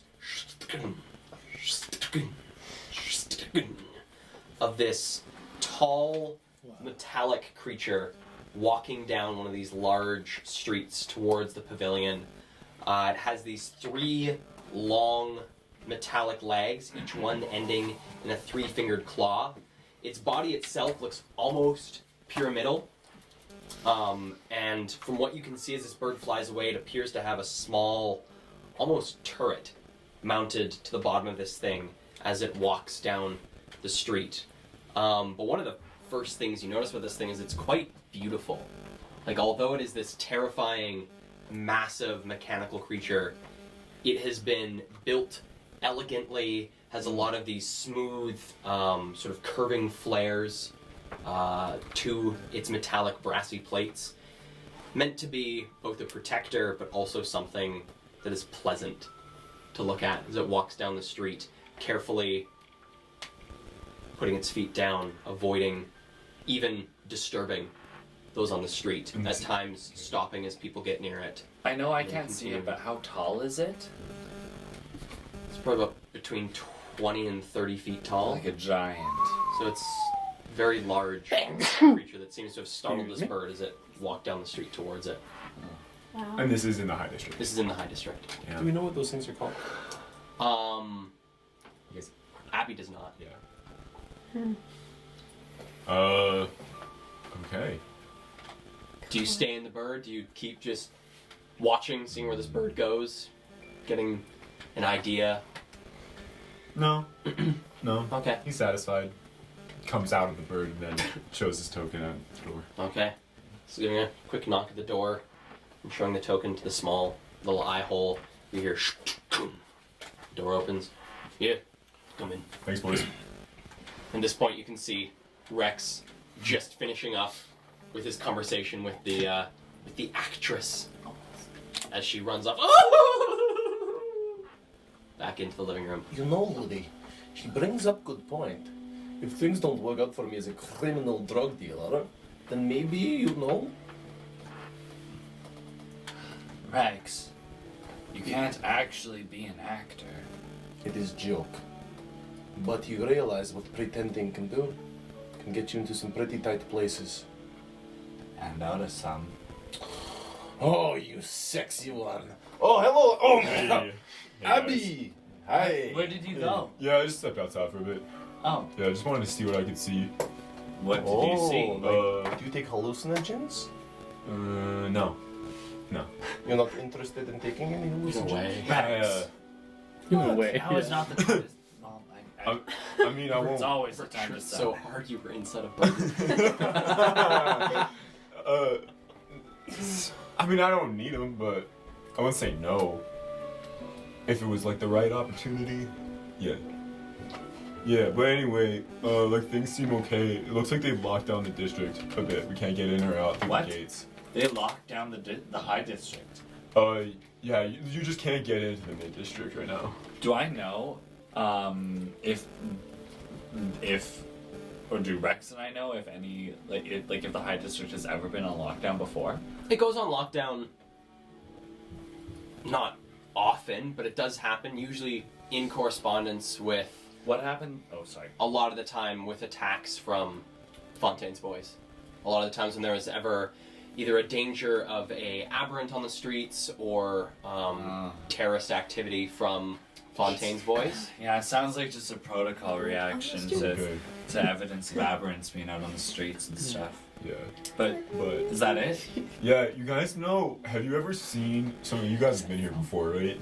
Yeah, lots. You guys ever seen like this big ass, nice looking robot with like 3 legs? Kind of walks Have over we people? ever seen a big ass, nice looking robot with 3 legs walking over people? Both of you have. So you both recognize what... Wait, 3 legs? I just said that. 3 Yeah, legs? 3 legs, like it walks Yeah, on I know I repeated you, but I points. Okay, yeah. have we? I believe, for any of you watching, if I can get this right. Huh? Yeah, I think it's that thing. Am I right? Whoa! Yeah, that's right. Yes. Yeah, shit. that thing. So you recognize this thing as being a that thing. as a strider. So it is the equivalent of the defensive mechanism that the High District has. Reminds me of War of the A Worlds. gift from Prime Tech. These gorgeous, tall creatures that are really more meant as observers, being able to see more of the district, as the district is taken up by a lot of these very tall, extravagant buildings, and so it gives them quite a good vantage point to watch what's going on below. And do people operate it, or is it a sentient robot? It is a autonomous robot. It does not need to be Oh my god. worked. Usually it is accompanied by 1 or 2 overseers in case anything should go wrong. Okay. But And more what- often than not, they're just left to their own devices. And what are they called? Sorry?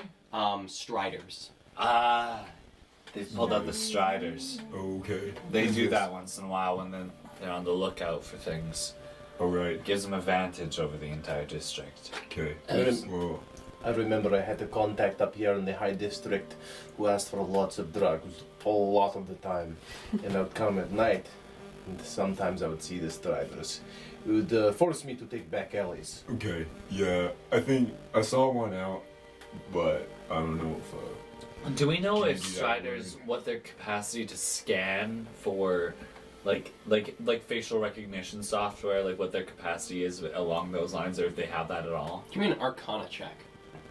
Not history. I'm just wondering if I know whether or not that's possible. Okay. Do an Arcana.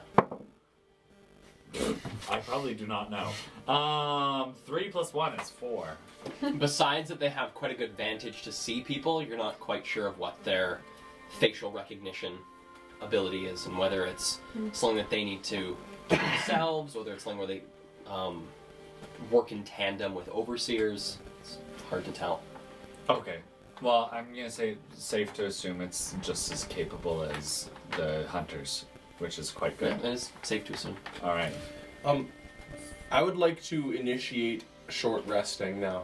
Oh, me as well. Initiate short rest. Me as well. Okay. I'm just gonna get down to a low Slavic squat. Slavic squat. Heels to We're not the going to be able to ground. walk after this short rest. You'll Yeah. be immobilized for 20 minutes. Yeah, just, I can't do it. I will break something. No, Heels heels, need to be heels on the- down. Well, I can't do that here in this configuration. Exactly. Yeah. I'm going to rip a hole in my pants. For the image of it, Brayden is doing the Slavic squat. There you go. And There you go.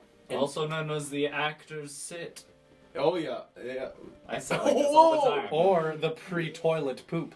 Oh, might do all three. So many different things. So Moving while on, you guys we're short are resting.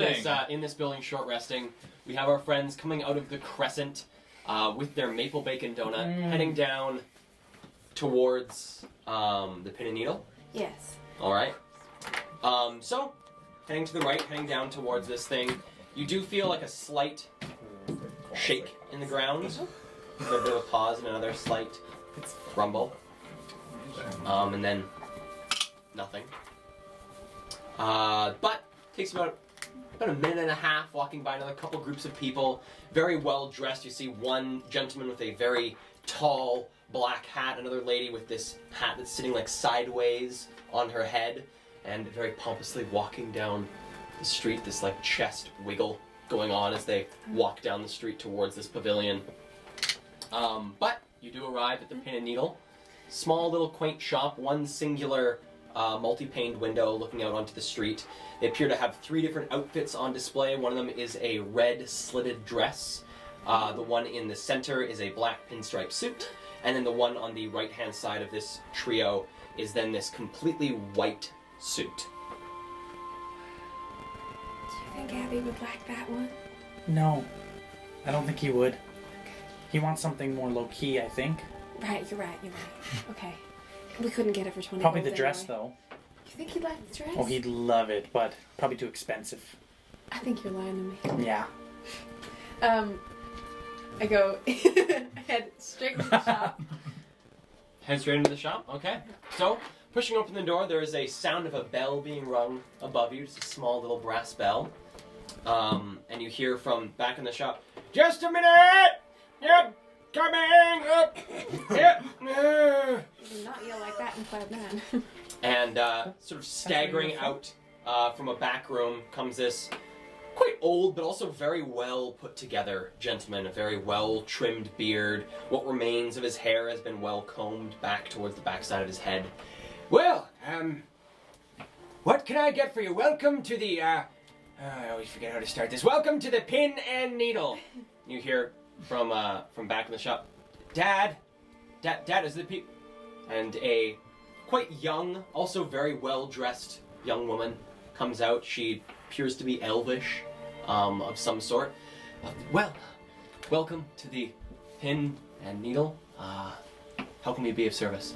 Well, I'm actually looking for a nice everyday jacket for my friend. Nice everyday jacket, something to just fit in, or something to sort of show off a little bit of style.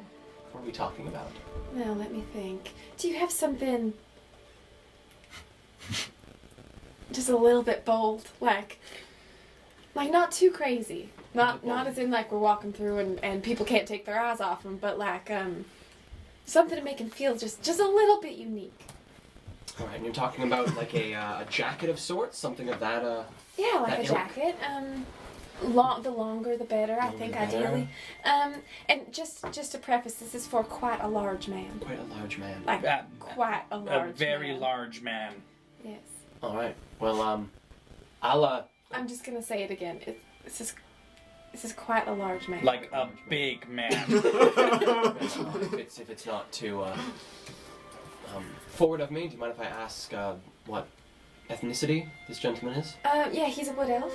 Wood elf? But don't think like regular wood elf. Like a big wood elf. Like a very large wood elf. Like a wood elf who really worked on toning. Mm-hmm. Or his genetics are amazing.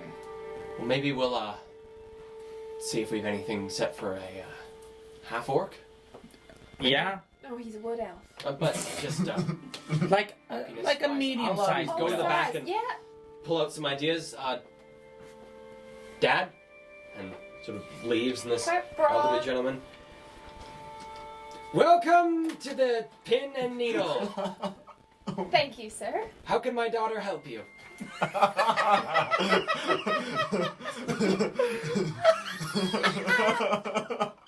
Aren't you just so delight? Sorry? I said, you're just lovely. Sorry? Oh, God. Should I turn Is this around? where we're I'm just kidding. I like to pretend that I'm older than I am. Oh, how old are you? if you don't mind me Only asking? 620. I still got another good 120 years left. My great uncle, back when we were, back in the days of the fall, back when things were crazy, whole world's falling apart. Back when everything became the way it is during the fall, during the sundering. Back when the world was being thrown into chaos by angels and demons. Angels and demons threw the world around? Why, yes, did you not take history classes in school? Of course I did. It's just a little rusty. Yeah, of course. Where are you originally from? Originally, I'm from, what is now the Broken Coast. Used to be this wonderful place called the Gold Coast. Housing the Golden Sea. Used to be a merchant on the Golden Sea. Ran between an age-old city known as Mithrir and one to the north known as Farah. Wow. Yeah. And- Those were the days. Lost a lot of good men during the fall. But I'm still here, still kicking. They saved the best of them, didn't they? Yeah, yes, they did. And just as says that, the daughter comes around the corner, bringing with her 3 different types of. She has 3 coats. So she pops down one. Appears to be just a dark leather trench coat. Ooh. Pops another one down. Appears to be this like deep green pea coat. So this double-breasted pea coat. Okay. And the last one that she pops down, I'm not sure if this is a bit too showy, and it's this steel gray pea coat. Looks to have these like sterling silver buckles across it. Looks to have a little bit of chain that's sort of been embroidered into the pea coat itself. This is one of our newer imports. We were lucky enough to get ourselves some Antonio and Patrice made stuff from the armoire. Able to sell it here. Wow, that's amazing. Yeah. Oh, that's just Which beautiful. there How is a much- bit of a difference in price from option A here, and she points towards the trench coat, and option C Well, points my towards the friend is grey on pea coat. a little bit of a budget. But Well, for that kind of style, I mean... Option A would be likely setting you back about. We can say for this piece probably about 4 gold.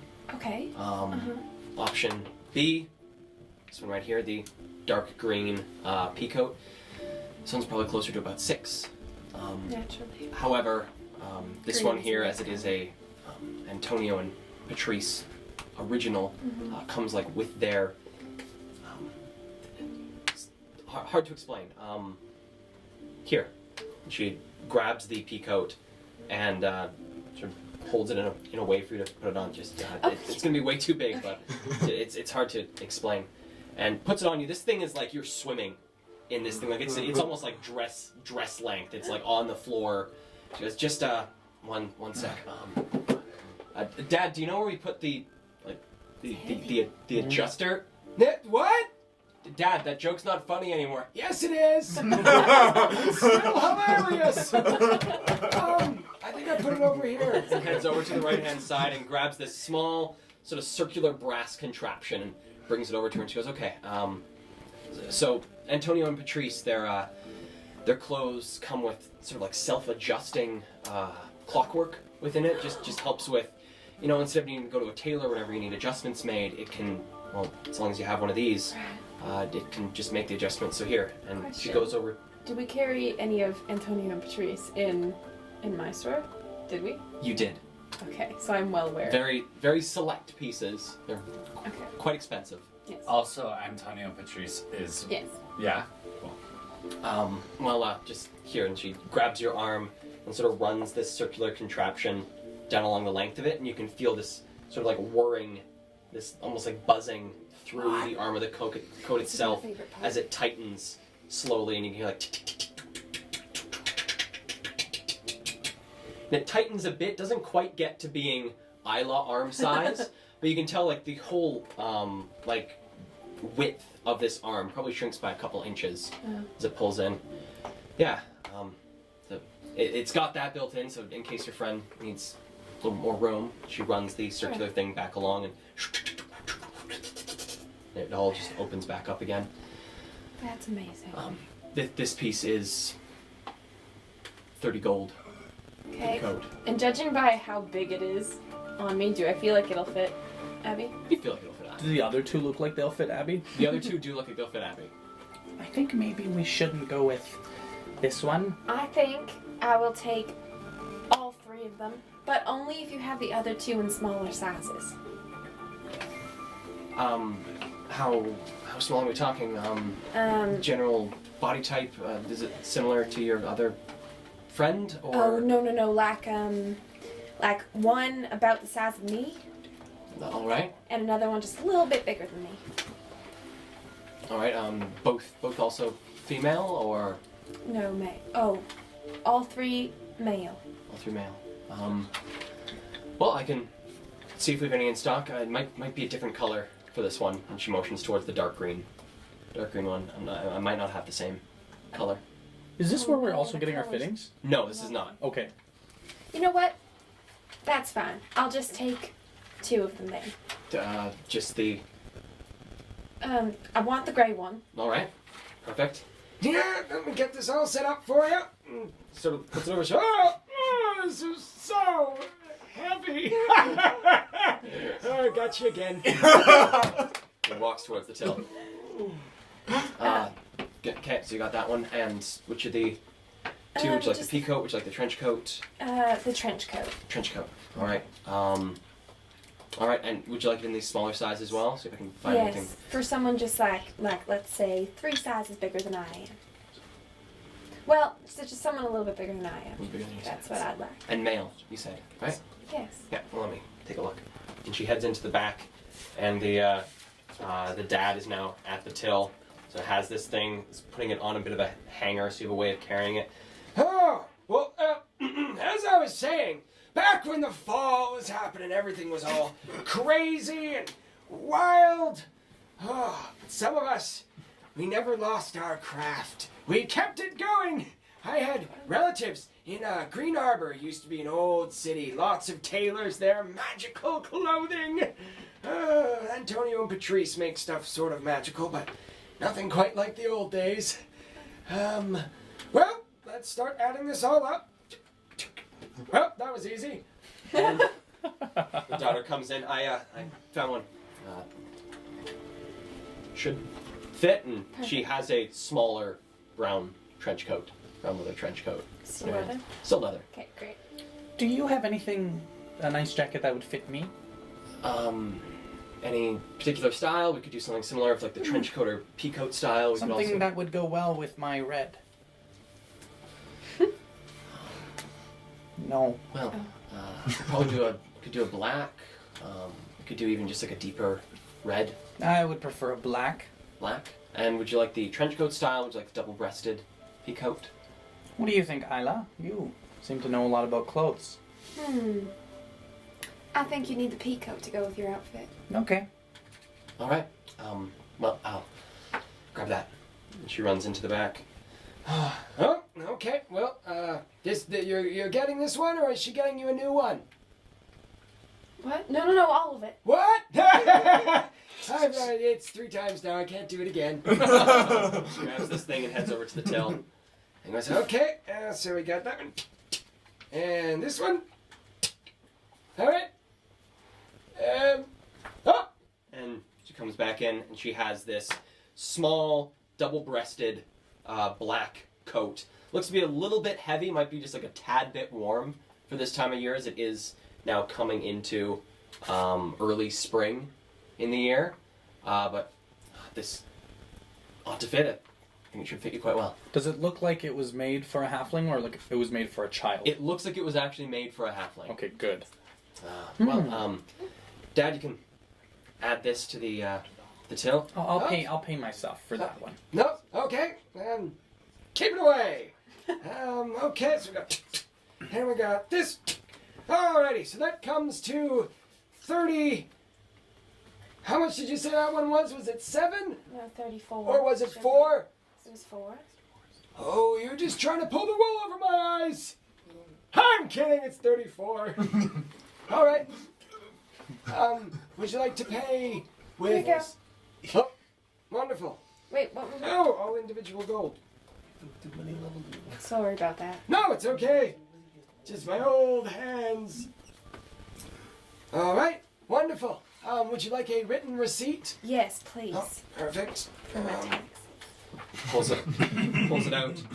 Gives a bit of a right. This is a business expense. Here it is. So he signs it. Alright. Here you go. It was wonderful doing business with you. Thank you. Beautiful young lady. Oh, thank you. Alright, and for the gentleman? Alright. Okay. Alright, that one comes to 5 gold. Wonderful. And a receipt for yourself? Yes, please. Perfect. And there you are. Wonderful. Well, enjoy the rest of your day, you two. And maybe we'll see you again. Hopefully we will. Maybe Yes. in the Green Harbor. Sort of looks down. There's now just this like sudden, very sullen look in the man's face. It's okay, Dad. Thank you, both again. Hope to see you later. Thank you. All right. Isla, how does it look?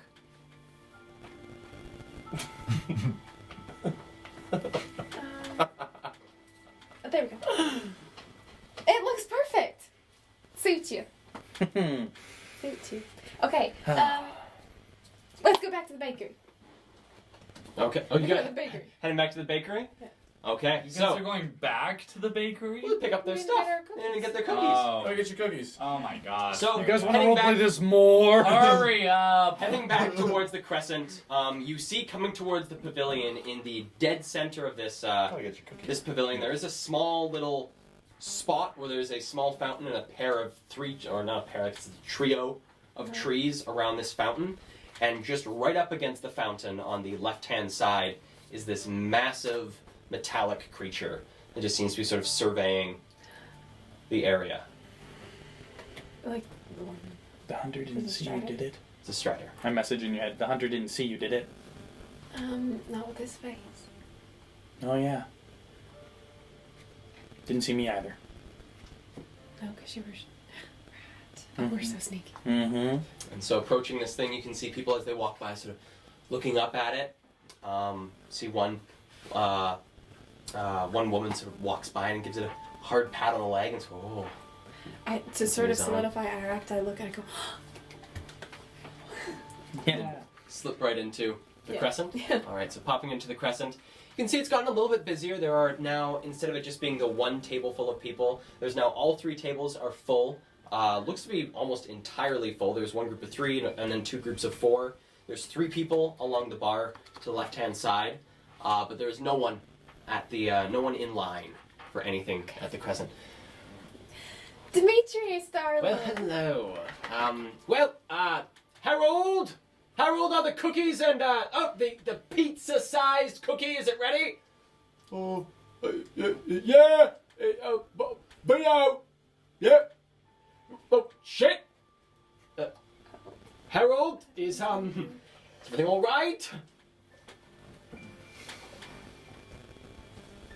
Harold! And immediately, like, Harold's right there. Oh my god! Sorry, almost tripped. I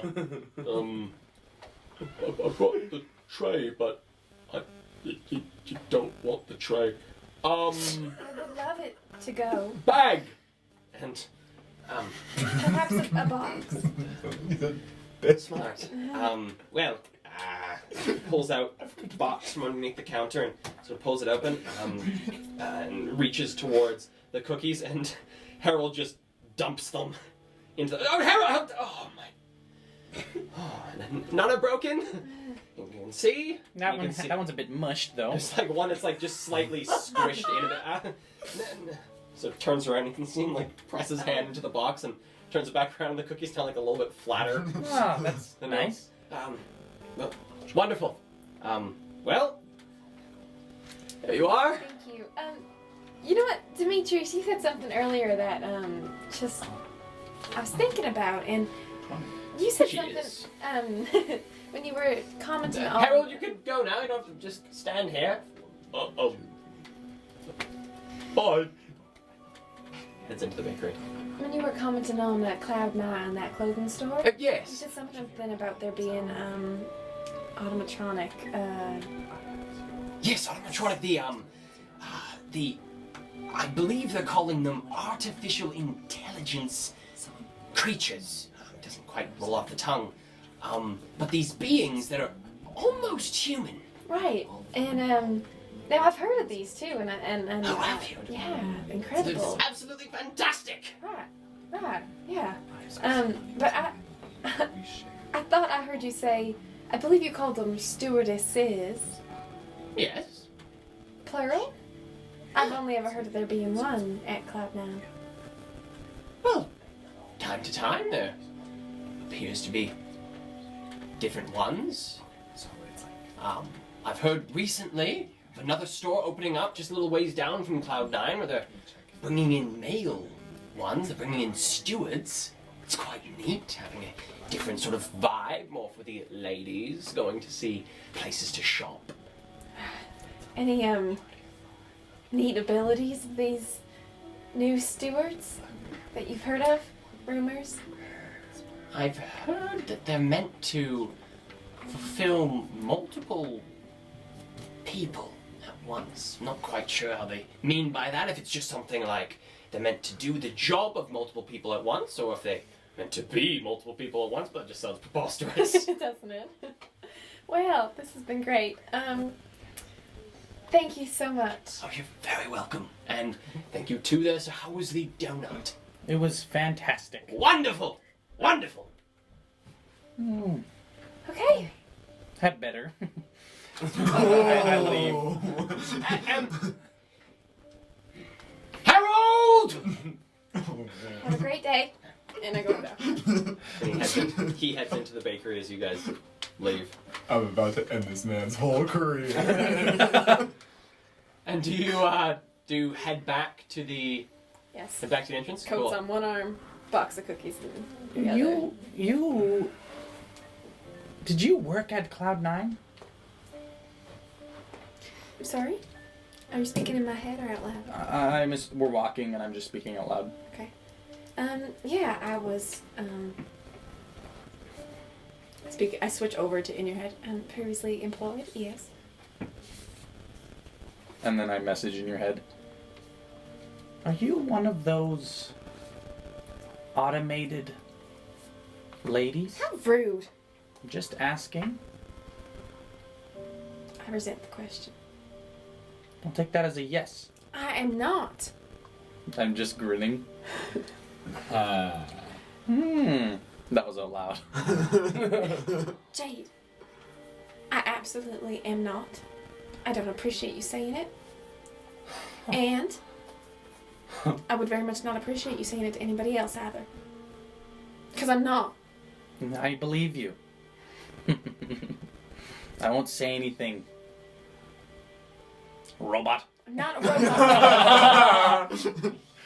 robot. Not a robot. Shh. All right. So you guys make your way back to the secret entrance. Yeah. Yes. All right. So coming back, heading down into the alley, and back towards the back door, just right before the dead end at the wall.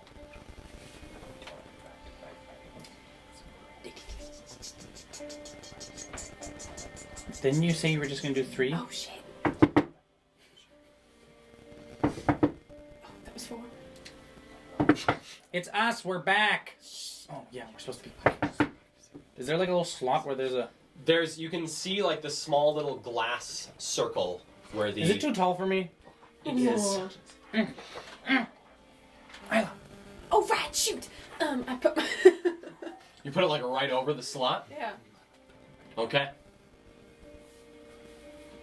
Maybe hold it back a bit. Oh, okay. Oh, that was perfect timing. Yeah, the camera went off just as you did that. Those of you inside have just heard a flurry of knocks. Except we haven't. Oh yeah, We're busy. Ludi and I We finished our short rest. and have been practicing. This hasn't been an hour yet. What? Oh my Okay. god, it's not even close to 2 p.m. Well, we're practicing sparring. No, Okay. I'm short resting. Sorry. I'm so sorry. I want to practice my sparring, but I need to short rest. Oh my god, are you freaking kidding me? What? You're practicing sparring. You're in this little thing and you guys are like, alright, let's... Just trying out a This few moves. small little room. Oh, I didn't realize it was so small. I imagined it was big. I Anyway, was picturing a huge lobby, yeah. yeah, me too. I believe someone in the chat is asking if you're sparring or sparring. Yeah, that's actually a very valid question. Oh Maybe my you just found your God. way to the laundry room again. No, It's a bit of both. Oh! Incentivized kisses. It's not gross! All right, then just short resting. I'm still in a deep Okay. ass squat. A deep ass squat. Well, you hear this flurry of knocks from the door, and the human male guard walks over and just sort of like puts a hand against the door and is looking through the small little eye hole, and you keep hearing these knocks. You just gotta show me this. Just show me that is too close. Okay. I think this is your friends. Yeah, sounds like it. Door opens. Did you get clothing? I pick myself up off the ground. We're like, I am trying to rest. we're home! And I come back in. These poor guys. Oh, you guys, we had the best day. Didn't we, Jade? Yeah. You wouldn't believe the things we found, the places we went, the people we saw. Right, Jade? Yeah. It was so wonderful. Okay, now, I have gifts for everyone. What? What? You really Okay. didn't need to? I also have a gift. Here, Ludi. I give you back your coin. I discreetly... Thank you. Okay, Rex, this is for you. What is it? It is a brown leather jacket. You got me a jacket? Yeah, because you wanted a coat. And it was cheap enough that I could buy it, so here, you put it on. And it's leather, so it matches your whole edgy look. Well, I suppose it does. Oh, do I think it'll look good on Rex? Yeah. It's gonna look so good on Okay, I'll put on. Is it a zipper or is it buckles or buttons? Buckle. It's buckles. Fantastic. Don't put it on right now. Okay. Why not? I'll just want you to take it off. Ew. Can you? Well, he has to take off his trench coat first. Oh, and now we start sparring. Okay. Now Ludi has my sweater. Rex has a coat. I got cold. Jade bought himself a new coat. Yeah, it looks great, bud. Don't worry about you, Thank you. bud. I didn't forget. We saved the best for last. Oh. I'm so excited. Yeah. You're gonna love it. Yeah. I'm so excited. Oh. My Do we God. love it? And she pulls out this steel gray, double-breasted peacoat. Little bits of sterling silver as the sort of highlights across it. These chains that sort of pop up intermittently, heading down both sides of the arms. I love it. It's so nice. Yeah. 20 gold got that. Yeah. Damn. Money. Try it on. Yeah. Spend here. I tried it on. They tried it on me in the store to see if it would fit you. How? That doesn't seem like it should work, but I It should, guess. but it did. Yeah, and then I put it on. Does it fit? It does. It actually fits very well. Seem to have gotten the size right. Damn. Right? Damn. Yeah. You I like it? look good. You look Yeah, so good. I look fucking great. You do, So yeah. great. Yeah. Wow. I was like, well, thank you. You're And welcome. the guy goes and he's like, encompasses you. Oh, that's not all I have. Okay. Now, you were feeling a little sad earlier. I don't know if you were feeling sad, but you looked a little sad. And so I wanted to cheer you up. So we went to a bakery, and I reach into the little box and I give Ludi a cookie.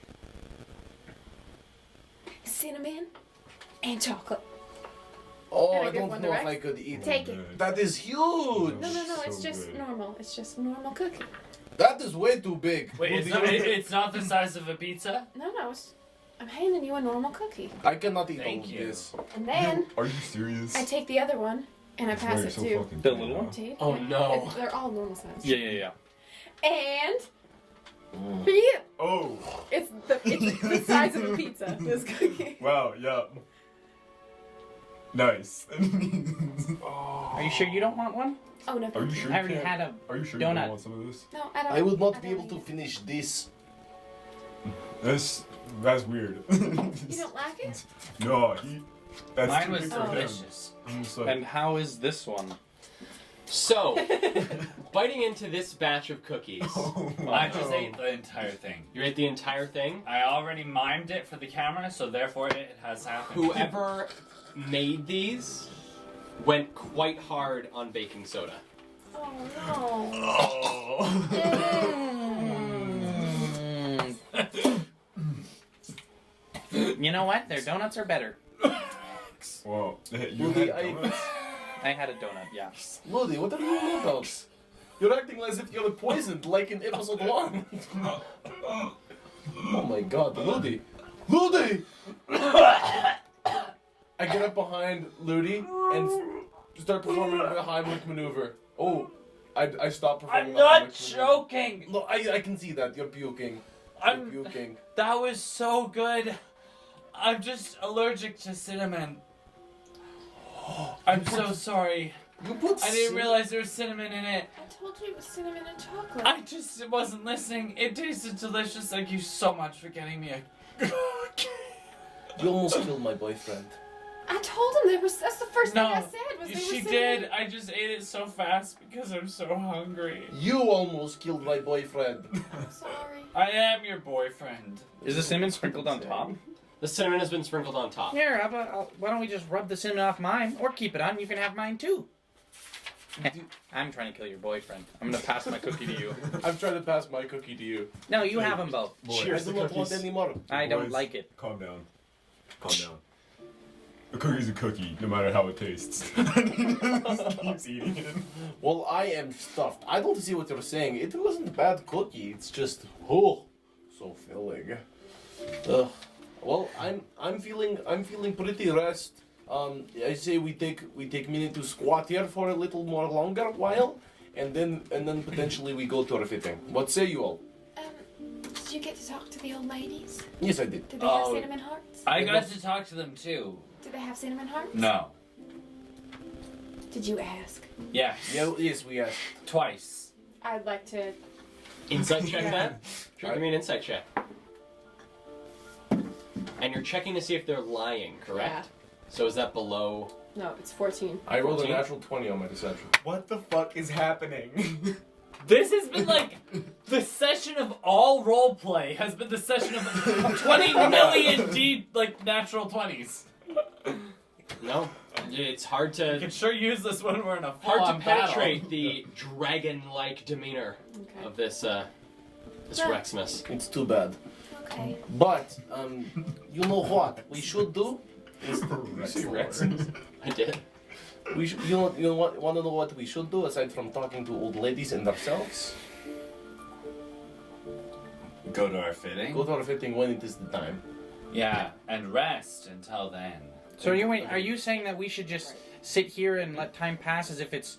Tend to our wounds. Yeah, and so the time just goes really fast and then we're at the time there. It feels like just nothing's happened at all and we're already there, It right? would be amazing because I hate being bored. Me too. So are you guys just going to wait at this spot until... Yeah. Are you going to wait until Yes. 2, or are you going to wait until, like... I'd say Quarter until two? No, I'd say until 1:30 because we want to show up a good 15 minutes So early. 1:30. 1:30. Nice. Wait, did you just eat all those cookies? All right, well, our Good, you want me to sing you some? What are we going to Brave give to the customers? party members wait in this front entrance. Oh no! What are we Next gonna? likely- What are we gonna give to the costume fitters? I could, Oh, shit. I could give them. You're f- I am so afraid. Wouldn't of wardrobe. Silence have brought You like could've told something like you would have given them a gift? Yeah. yeah, we're fine. We don't have to bring him anything. While the party kills time, I believe, so what is it? It's now about like 11 o'clock. So the 2.5 hours between now and when you guys head to your fitting, we're gonna take a break. Break time! Like this. So we'll be back in about 15 minutes. Just a quick little break, and we'll be back in 15 minutes. And while you're on your break, maybe you're bored, maybe you're like waiting for these weird people to come back. So you can take half a second and either give us a follow on our Twitch account, this account, or you can subscribe on YouTube. Or like our Instagram too, right? We have an Instagram. We have an Instagram account. Instagram for the show. Too. Yes, No, I'm but pointing sorry. too high. So hold on. The point of what I'm saying is, we would love it if you followed and subscribed us. And we are doing a thing once we reach 75 followers on either Twitch or YouTube, whichever happens first. We're gonna do a draw from the followers and have a giveaway. So follow us. Get your friends to follow us. Maybe you'll you win could get some stuff. something. You could get something really cool. Everybody loves free stuff. It's gonna be a pizza-sized chocolate and cinnamon cookie. That is not a With guarantee. too much baking With soda. too much baking soda. We can do that. It'll also be stale. We will see you in 15 minutes. Yes, please come Thank you so back much. and spend the evening with us.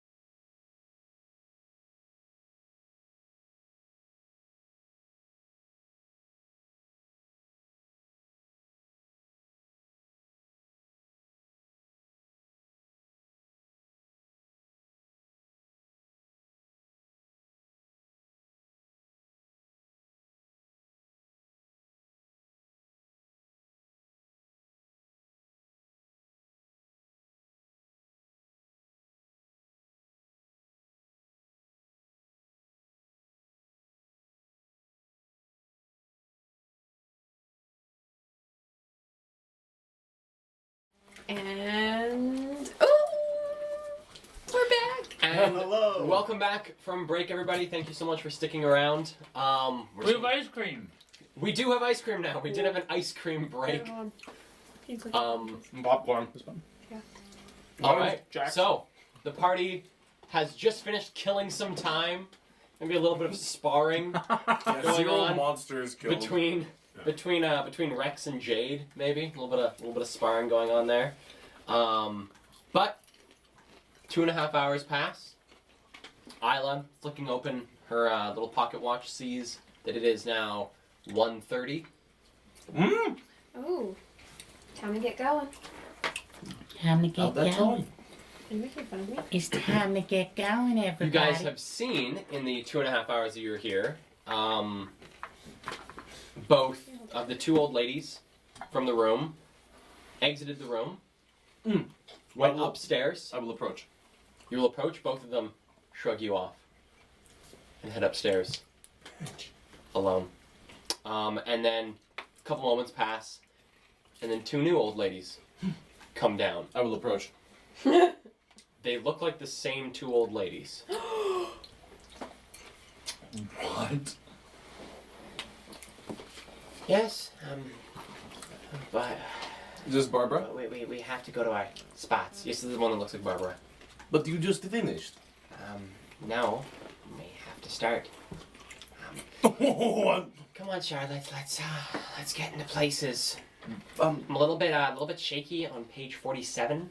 If you could just help me carry that one a little bit. It's one of my shakier spots. I say to Barbara and Charlotte in a low voice, I don't know if you heard, but those who came before you were interested in seeing what it was like to have a new character in the scene. That being me. And believe me, I know my way around the script. I've written 52. We have to go, Rex. Right now? Yeah, it's 1:30. Yeah, look. And they both head into the room, But I could. laughing. But the scene's about to start. Sit down. Yeah, well, this scene's about to start. Fine, let's go. Rex, calm down. You know I'm very serious about my art. I know. And you're an amazing actor. But we've got a job to do. You know, you're right. Let's get going. A job that pays a little more than acting. Truth bomb. Boom. All right. So, you guys head out the back door. All right. Oh, so wait, Ludi, do you have my bag? Oh, yeah. Find anything interesting? I didn't look. Okay. I will take off my big leather coat, keeping everything that's within it, and just like drape it over just drape it over a chair as I put on this new coat. Okay. See how it fits. It fits quite well. It seems to have gotten like the general size. It's a little bit tight in some places, but for a coat where you weren't there to be sized, like it's pretty decent fit. It's like a waist length coat, hey? This one's just on you. It's just slightly longer than your waist. It's about like mid thigh, Oh, okay. Oh, but not like down to the not calf down like to the my ground. leg. No. Okay. Cool. What kind of brown is it? I want to know that. Like a deep, like a chestnut brown. A poo brown. Brown. Oh my god. On top of my black pants. I'm loving it. Loving it. It's like you were in the sewers again. Is that where you got this coat? Brown. And I will lead the charge out of the building. Okay. So, you guys head out the back door.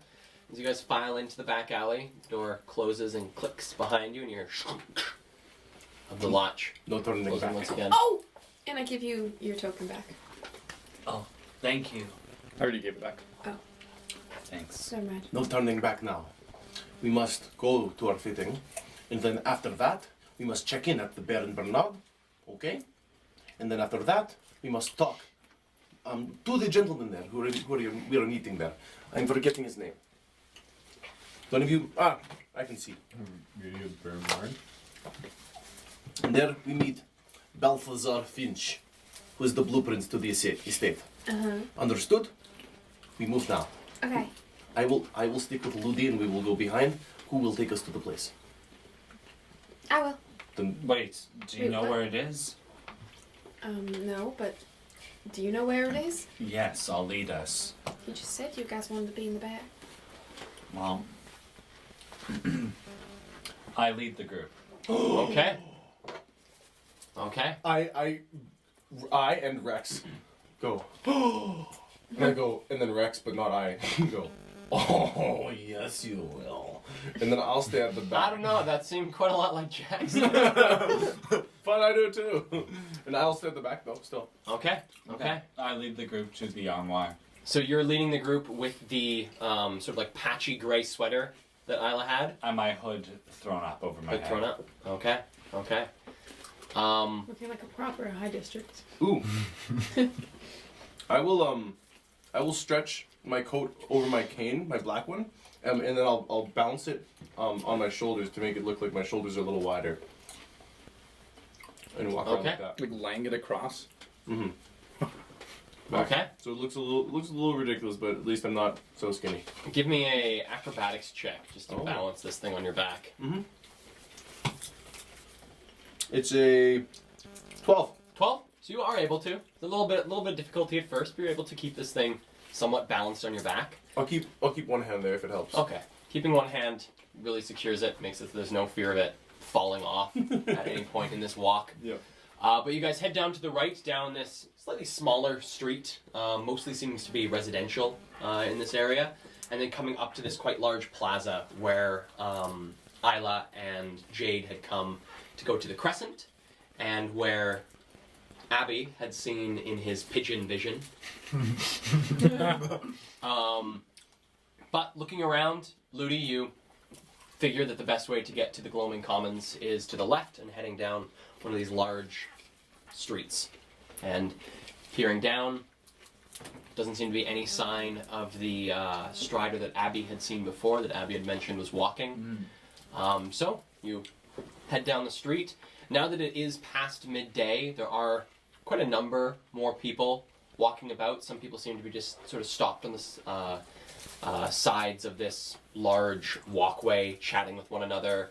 Others seem to be waving to each other from down the street and quickly coming up to talk to one another. Cafes seem to have these large patios open where groups of people sit and drink both a mixture of espressos, and some seem to be drinking liquor, and others are drinking various wines as they sit and gossip and chat their days away. Takes you about 5 minutes to get to the first pavilion, and then probably about another 10 minutes to get from this pavilion into the Gloaming Commons. But you guys arrive feeling that your disguises, although drawing at times a couple odd glances from people, Abby getting the occasional like look up and down and like a bit of a nod from some of the passers-by. You guys seem to remain, for the most part, incognito, and arrive at the armoire itself. And coming up to the armoire, you recognize it at first simply by the large black and purple sign that stands out front of the store in this large sort of oval-shaped pavilion or a common that you've just arrived at. And it's this black and purple sign, stands in front of the building, and it sports a picture of a wardrobe with its doors open and light pouring out from the inside. And then in cursive gold writing is written the store's name, the Armoire. This cursive gold writing across the sign. It is a pretty large 2-storied building that this sign is out in front of, and you can see just above the door in the same gold cursive writing is the Armoire. I, at the back of the group, will, seeing that, will like make a beeline to it. If I can pass people, we'll do so. Okay. So just beelining right into it. Mm-hmm. All right. So coming up to the front steps, there's quite a hefty sort of crystal handle to this door that, giving a bit of a turn, feel like a series of clicks as a number of unlocking mechanisms activate on the door, and just quietly creaks open. And peering in, the store is rather small. There are a large number of autonomous mannequins that are showing off a collection of suits and dresses. The suits on the left-hand side of the door, left-hand side of the store, and the dresses on the right-hand side. towards the back of the store is a black wooden counter. Seems to be getting managed by another mannequin dressed in blacks and purples. And then 2 wooden doors flank the counter and lead deeper into the store. I will, with cane, retrieve from my back and coat in the air, say, I have arrived! It is I, Rex Morgulax. As Rex says that, I want to scan the store and see if I recognize any of the employees. Okay. Give me a perception check. 11. Peering about, there is no one besides you guys living in the store. Living? It is just Dead robots. people? Oh. It is just these long lines I thought you were of, a robot. Yeah. Al is not a robot. these long lines of autonomous mannequins. So these are, instead of it being just like a mannequin that would normally sport clothing, these ones are actually moving, changing position to better show off the various clothes that they are wearing. These are the like featureless ones. These are the featureless ones. They have just these brass flat faces. There's no semblance of a face on them. Not a fan. But then from the far side, there's the one standing at the counter, and you hear throughout the room, "Welcome to the armoire. How may I help you?" Well, I'm so glad that you asked. Me and my associates here have an appointment. You have an appointment. Mm-hmm. Confirm the time. 2 p.m. 2 p.m. Yes. 2 p.m. 2 2 p.m. p.m. And for how many? Sorry, 5. are we talking to a robot? Yeah, you Yeah. are. 5. To a mannequin? To a mannequin. Cool. For 5. 5. Appointment for 5 at 2 p.m. for the armoire. Yes. Welcome to the armoire. Gentlemen, if you may please. And it motions towards the door on the left-hand side. Enter through the door on the left. Lady, if you please. Enter through the door on the right. I would I was going to mention this to Antonio and friends, but I get nice and close. I would like to be disguised as a lady. You don't get to pick your disguise, Rex. Yeah. Louis is always right there. Registering. I would like to be disguised as a lady. Registering. Silence has already picked your disguise. This is not part of the prepaid contract from employer Silence. I pop in the mannequin's head and say, "You're doing really great." Hello. Welcome to the odd. It just Gentlemen, please enter through the door on the left-hand You side. know what? I will abide. Lady, please enter through the door on the left-hand side. On the left? Left hand, right-hand side. Okay. Oh God. Oh God, Where's my embarrassment. It just turns red. I will go through the door with gusto. With gusto. Okay, roll for. Where's he? All right. As so, I go Gusto's through, my invisible familiar. I message Isla. Hey, are these your cousins? Shut up! I'm not a robot. And I'm just laughing as we walk. So, funny, no? gentlemen, entering through this left-hand door, you find yourself in a decently small room with a large platform in the center with some stairs leading up towards it. At the center of this platform is one more mannequin. Appears to be covered in various implements, small pouches and things that hold, looks like needles and thread, a number of those measuring tapes, just the ones that, Yeah. costume people use. Thank you, hung around- Wardrobe. Yes, thank you. Hung around their necks and just standing there watching. The room is surrounded with a series of doors, and peering around the room, each one of these doors has one of your names above it. However, it is not your common name. In the gentleman's room, there is a door with the name Leo above it, door with the name Vladimir, one with Arnold, and one with Calvin. And then in the ladies, there is, of all the doors, only one of them has a name above it, which is Isla. And the Oh, that's nice. mannequin standing at the center of both of these rooms on the platform, motions welcoming to you, and you hear sort of this like high-pitched whining of a PA coming on. And gentlemen, that was very good, good PA. Gentlemen, you hear over the PA the voice of Antonio. Welcome, gentlemen, to the armoire. Oh my Your god. room has been prepared with an underlayer for the fitting. Please remove your attire and don the provided underlayer. When you are finished, let our steward know, and they will take your measurements. Thank you. And in yours, Isla, you hear, welcome, ladies, to the armoire. Your room has been prepared with an underlayer for the fitting. Please remove your attire and don the provided underlayer. When you are finished, let our stewardess know, and they will take your measurements. How do I let them know? Oh no.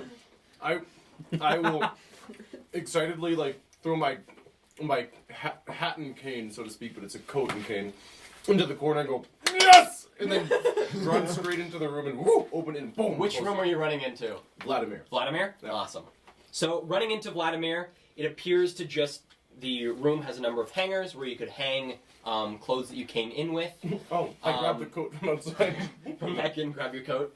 But then sitting on a small bench at the right up against the wall of these small little fitting rooms that you come into is a shirt and a pair of sort of like very, very tight capri black pants Okay. are sitting there just to sort of give you a covering that is neutral, that is black, allows for the clothes to be fit around you while also making it so you're not completely naked. Wait, so what's the during shirt fitting. like? The shirt is a tight fit black shirt. Like a t-shirt? Or Like a t-shirt. Okay. Yeah. Cool. It's like a leotard? More or less. Yeah. It's like a little leotard in each one of these little spots. Well, with my black coat off, or I mean, I have my leather jacket. I take the brown leather jacket off, and I've got like a chain. Abby. In a leotard. Wait, is it like a leotard? Yeah. Oh, well, I Except for think it is like two pieces. It's not like a one It's like piece. fitness wear. Yeah. For Tight ripped fitness men? wear. For ripped men. okay. As I take my jacket off, it reveals to no one except me. Is there a mirror in here? There's Okay. one long mirror right up against the center of the wall. I inspect the stab wound that got through my chain turtleneck, and I take that off and kind of like, oh. Looks to have scabbed over nicely, but it's still quite tender. Okay. Yeah, I take it off, slip it, and admire my really like malnourished, skinny, scaly body. Oh, it looks so malnourished. And admiring in a way of just like, I don't know, more just taking it in. Then I'll take my boots and pants off and hop into whatever was provided. Okay. Okay. The rest of you also change into your provided clothes. Before I change out of my clothes, I look around the room to see if there's any sort of surveillance. Do a perception check.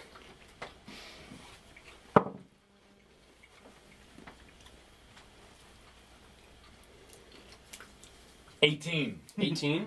Looking around the room, looking towards the ceilings, walls, anywhere you suspect there may be a camera or anything of that ilk placed. Can't see one. Okay. I take off my clothes and I put on my disguise. Okay. I take off my clothes and I look at my naked body and I admire my slightly athletic form. Slightly athletic. Yeah. Slightly athletic. Stand by it. Not No, slightly athletic. Not slightly athletic. no, I know Slightly. Athletic. slightly athletic. No, Yeah. don't hit the It's my athletic. character, Brayden. And then I change, yeah. Nice. And Isla, change into your I stuff. change into my stuff. Nice. Nice. Well, But What? sorry. once you guys change and I presume head back out into this central area, see the mannequin step forward, pull off one of its measuring tapes. Who would like to go first? Me? Of course, me. I will go first. All right, stand here, and it motions to right in front of it. I on the also ground. laugh when I see everybody in their suits. I come on and go, Am I still separated from the boys? You are still separated from the boys. It is just you and this mannequin. Well, I'll go first. And the one in your room, although the one in their room sounds quite odd, the one in your room, well, who would like to go first? I think that's gonna be me. Wonderful. Stand right here, please. My name's Isla. What's your name? Miss. I stand there and just speak in her head. My name's Isla. What's your name? Did they give you a name? I am Construct 3015. That's a good number. Thank you. May I take your measurements? Please. Motions in front of it. And so very quickly and efficiently, this mannequin in both of these rooms takes a series of measurements around your body, adjusting you how it needs you to, pulling arms up, pushing arms down, moving hands and stuff, such to get cuff sizes, get things like chest width, get every sort of measurement it could possibly need from you. It doesn't seem to be writing anything down, seems to just be logging all of the information it needs to log. Takes it a bit longer to get through. What happened? Technical difficulty. Okay. Takes it a bit longer to get through the 4 boys versus the 1 gal that has to be measured.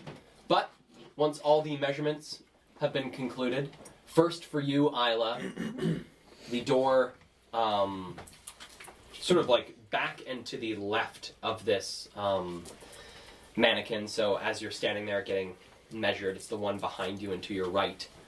Sort of flicks open. Well, hello. Welcome to the armoire. And you turn around and see a long, dark-haired woman. Appears to be of half-elven descent. A little bit of human, a little bit of elf mixed in there.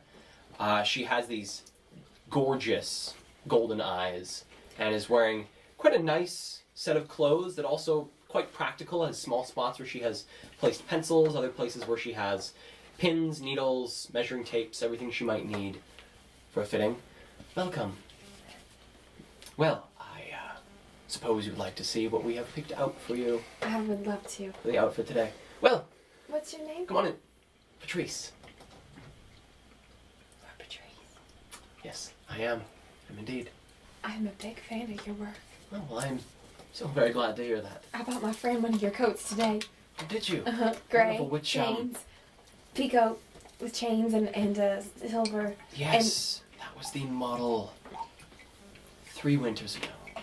Yes, that one specifically.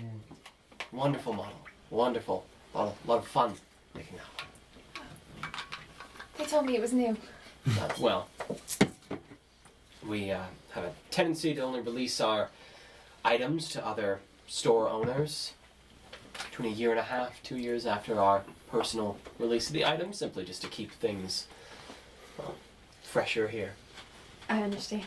It looks fantastic on him if you wanted a model. Very glad to hear it. Well, shall we? And another mannequin comes in behind her, holding looks to be like a long black piece of fabric in its hands and a few other things sort of arranged across it. Well, all right, ladies. She motions to these 2 mannequins in the room. Let's see how she looks in it. Okay. And they move around you, and in sort of this flurry of movement, pulling this dress over your head. You feel one putting something onto your wrists, another sort of like pinch on your left bicep as something is tied around your bicep. Both feet are lifted up and slipped into high heels. And she goes, well, it's a bit of a turn. Just behind you there is a mirror for yourself too. See how you like it. And turning around and looking into the mirror, you find yourself in a long, black, slitted dress. Slitted where? Hearing? Sort of like the side legs, so like your one's like the right leg sticks out when you walk. Uh-huh. It appears to also be decorated with silver spiral motifs across the dress itself. You're wearing a pair of pearl bracelets, and on your right bicep there is a black leather band that features more of these silver spirals. Oh, that's so sick. Along your neck, there's a long silver chain ending in a piece of amber, held in place by tendrils of sterling silver. And you're wearing 3-inch black high heels. Wonderful. Wonderful to hear.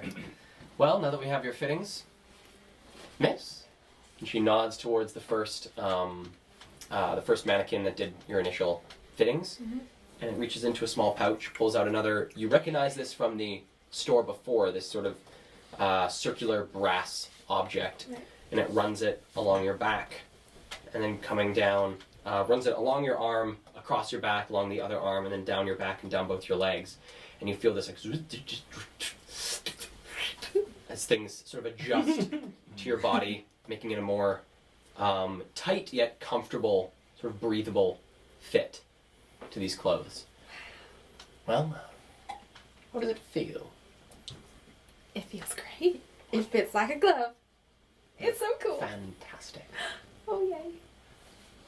Well, is there anything you'd like in addition? Anything you'd like to change? Anything you'd like to add? How long are the sleeves? The sleeves, it does not have sleeves. It is sleeveless. Like little sleeveless or like sleeveless? Like sleeveless. Not little sleeveless. Sleeveless. No. I think I'll leave it to the experts. You did great. I'm really happy. Wonderful. Oh! Do you have things like to go with it here? I'm sure we could find something. Maybe a hat. Or like just something that go in my hair. A hat or something in your hair. Not a hat, like a hair Not a hat? pin, like a pin, like a piece, like a little jewelry piece. Miss, may I? And the one that came in with the dress heads back out through that door. Yes, I think I know what might just work. I wish my friends were here too. Well, I am having just as wonderful of a time with Antonio in the room next door. Oh, they get to meet Antonio. Yes, they do. This is the coolest day. Ah, yes, here it is. Oh my God. And the mannequin comes in with held in one hand is this hair clip decorated with a similar sort of sterling silver to it, as well as what looks to be pearls sort of placed ornamentally across it. Patrice, I love well. pearls. They're my favorite. Slides it into your hair. Oh, Well, thoughts? I think it's perfect. Well, would you like to wear the outfit out? Would you like us to pack it up for you? Oh. Give me 1 second.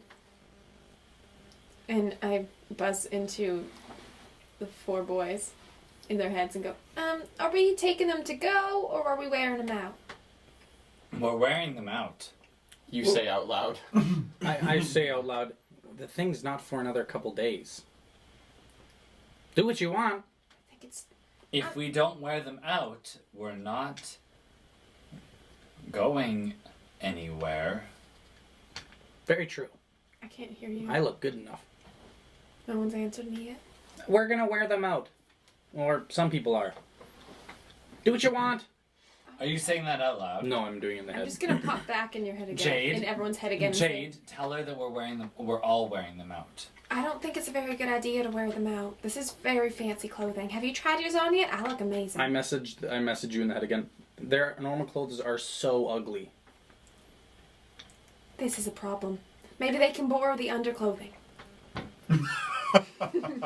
Well, they, Worse. We are part of an interpretive dance company called the Black Dragons. they'll. I think some of them are gonna wear them out because either they're gonna wear ugly blood One lift move. soaked clothes. You know what, Patrice? I can't decide yet. Is it okay if I hang out in it for a little while longer, just in case? Of course. Oh, So, I do have one more question for you. I'm sorry. of course. Do you have any cinnamon hearts? No. I don't know if we do. Just a Sorry. silly question. I haven't had one since, well, it's been a while and they make me think of shopping. So. Or shopping makes me think of them. It's nice to have a celebratory treat. Yeah. I want to look at what my costume looks like. Well, in the boys' room, You're done, Emily. once you guys have all been measured by the mannequin in the room, again, this door sort of as last person, say Abby, the last person to get fit. With your broadness. I was the first person to get fit. Behind you and to your right, a door opens, and you hear, "Well, hello." Oh. Would you like to see what it's going to look like? Please. Fantastic clothes. Antonio. Antonio walks in, very well-dressed man, short black hair, very elegant, well-preened mustache. Huh. Well, let's get started. Can't snap fast enough. And a group of 4 mannequins waltz into the room, each carrying in their arms one of the various sets of clothing for each of you. Well, line up. And he heads to the front of the room and sort of stands and watches as all you guys line up in a row. Each one of these mannequins coming up to each of you, setting you up in these clothes, pulling shirts over you, buttoning up buttons, putting on suit jackets, tying up shoes, securing various accessories onto your bodies. And after a few moments of this fitting, because, well, sir, if you may. And the one that initially did the fitting pulls out one of these small circular brass objects, which you recognize, Jade, from the clothing store that they used on the coat. And it just runs it along each one of you, and you can feel the sort of clockwork within the fabric of these clothes just tighten and change shape to sort of better fit your body, still remaining rather breathable, almost springy in the clothing. Oh, you went a little too. We'll just press back against it where we adjust. Please. Oh, I just have to. Oh. And you feel it sort of like tense a bit and then just gives. Oh. And then it recalibrates. Oh, it's hugging. It's hugging nicely. Okay, thank you very much. Are we in our change rooms or are we in the room? You guys are all in the room. Am I looking in the mirror? Turn around. And you all turn back around, each one of you facing a different mirror in this room. Oh. Ludi, looking in the mirror, you find yourself in a gold and black paisley vest over a white dress shirt. You have a black and gold paisley bow tie, slim fit black dress pants, a pair of black dress shoes with golden highlights across the shoes themselves, and a stylish brass watch on your left wrist. Rex. I turn to Rex and I say, and privately I say, I feel so unlike myself. I'm looking in the mirror. Well, Rex, what you see is you see yourself, your black dragonborn form, in a black pinstripe suit, over a black dress shirt and a steel gray tie. Okay. You're wearing black dress pants, black dress shoes, and you have this steel gray pocket square. And as you're looking at yourself, Antonio, I thought maybe you'd like to keep your cane. I look good. How did you know I had a cane? Your employer, beneficiary, said you had one. I do. I must ask, Antonio. My cane is across the room from me and I'm not in the moving mood. And the one that was tending to you walks over to the corner, grabs this cane, so it comes over and bending your arm, just places it in your hand. I grab it and give 2 knocks on the ground. Abby, Yeah. looking in your mirror, you see yourself in a black naval captain's double-breasted suit. over a white dress shirt and black tie. The suit features a number of golden highlights, such as buttons and a trio of bands around each of the wrists. You're wearing black dress shoes, and you have a black cane that was given to you as well, featuring the head of a large octopus cast in brass, with these golden tentacles curling down the cane. Wait, sorry, a golden octopus? A golden octopus with its tentacles sort of curling downwards down the cane. We got a cane too? Yeah, boy. Oh shit, yeah. And then Jade, looking into your mirror, you see yourself in a deep charcoal gray suit over a white dress shirt and a black tie. You're also wearing black dress shoes and have a white pocket square. A small pair of brassy spectacles have been placed onto your nose. The lenses are just plain glass. Okay. Well, is there anything that I could add to any of your outfits? Absolutely. Yes. I need something to cover my face. Whether that be glasses, a large hat, something.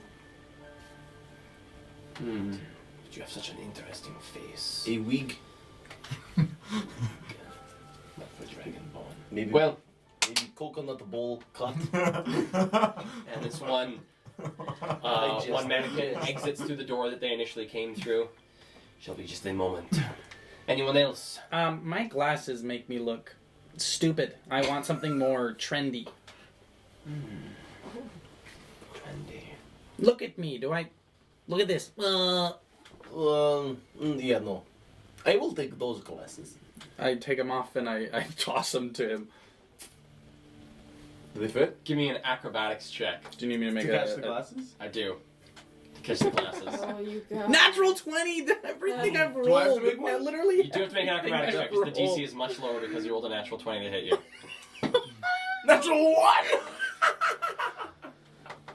Oh my god. Well, there is a perfect throw from Jade, and as you reach up to grab them, you do catch them, but you feel just a slight crushing as you catch them. Doesn't seem like anyone else has noticed this. I message you. Can you mend them? I message you back. What the fuck do you mean, man? I can fix them. Just hide them for now.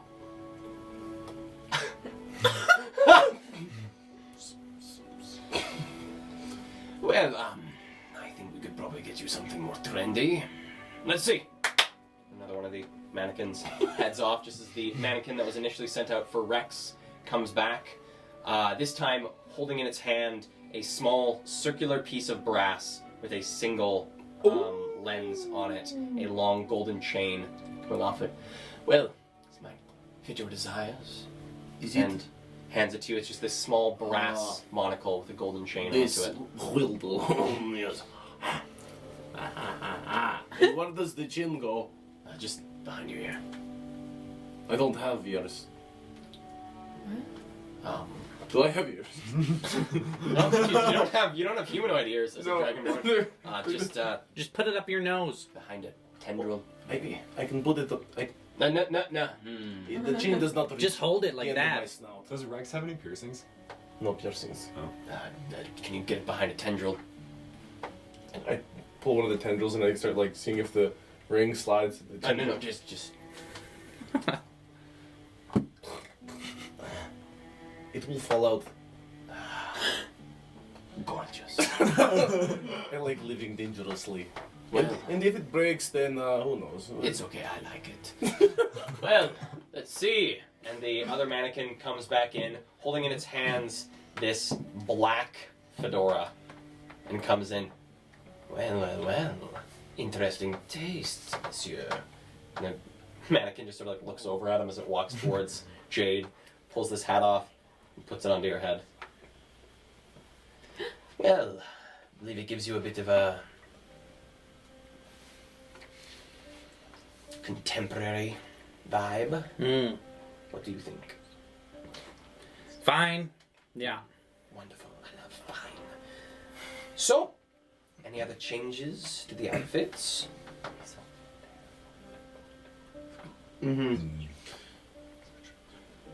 Yeah. No, I am just interested now in seeing what the clothing does to the character. Do you know what I mean? Yes. I see. Well, I hope it will suffice. Your beneficiary told me that each one of you had very specific backgrounds, and so I tried to tailor to them. Maybe we do activity now to get into characters. Are we closer to the heist? I don't think I need an activity. I can lead a group exercise. I'm okay. It's okay. No? We're good. Do you know of any good barbers in the district? Feels a little unruly. Barbers. Ah, yes. You want to go see Maurice? Kitty corner to us here. Oh, Wonderful man. okay. Great things with your face. Thanks. Does this to mine? It looks awesome. So What do I see on this? On his face, he's got this glorious, glorious mustache. It has been waxed, so it has these long points coming off the sides. The hair has been perfectly. There's not like a stray hair on it. It's all been waxed and pulled along to the sides with these very sharp points on either side. No. What are you doing? I'm gonna use sorcery point to cast gust subtly and just.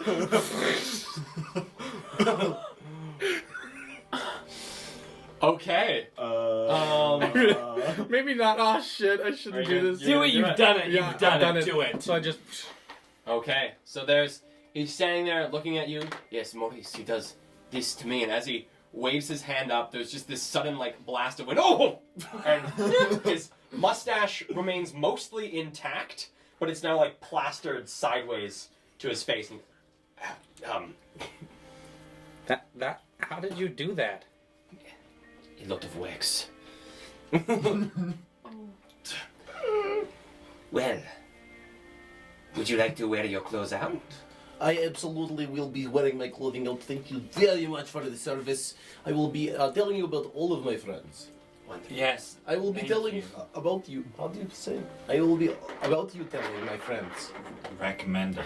Recommending you all my friends. No, recommending you to. He'll recommend you to Wonderful. all of Wonderful. all Would of you like to wear your our clothes out or friends. go?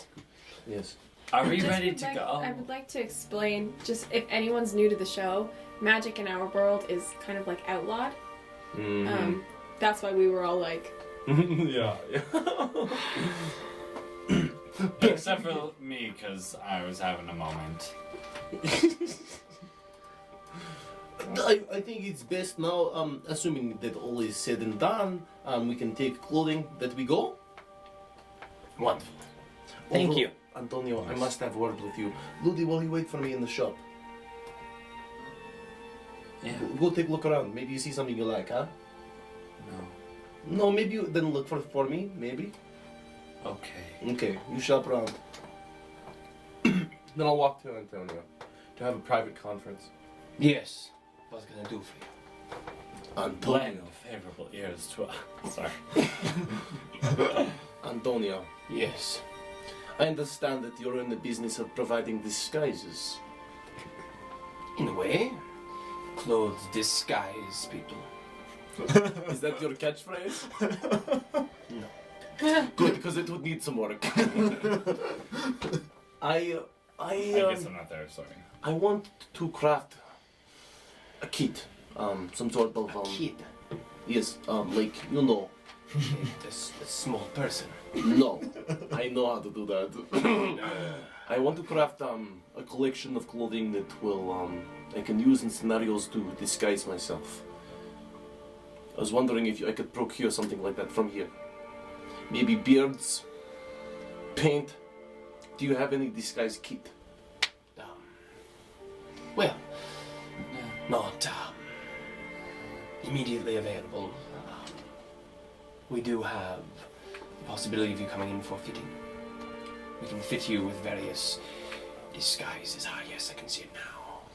What Glorious. I can? Ludi runs out of the shop. Okay.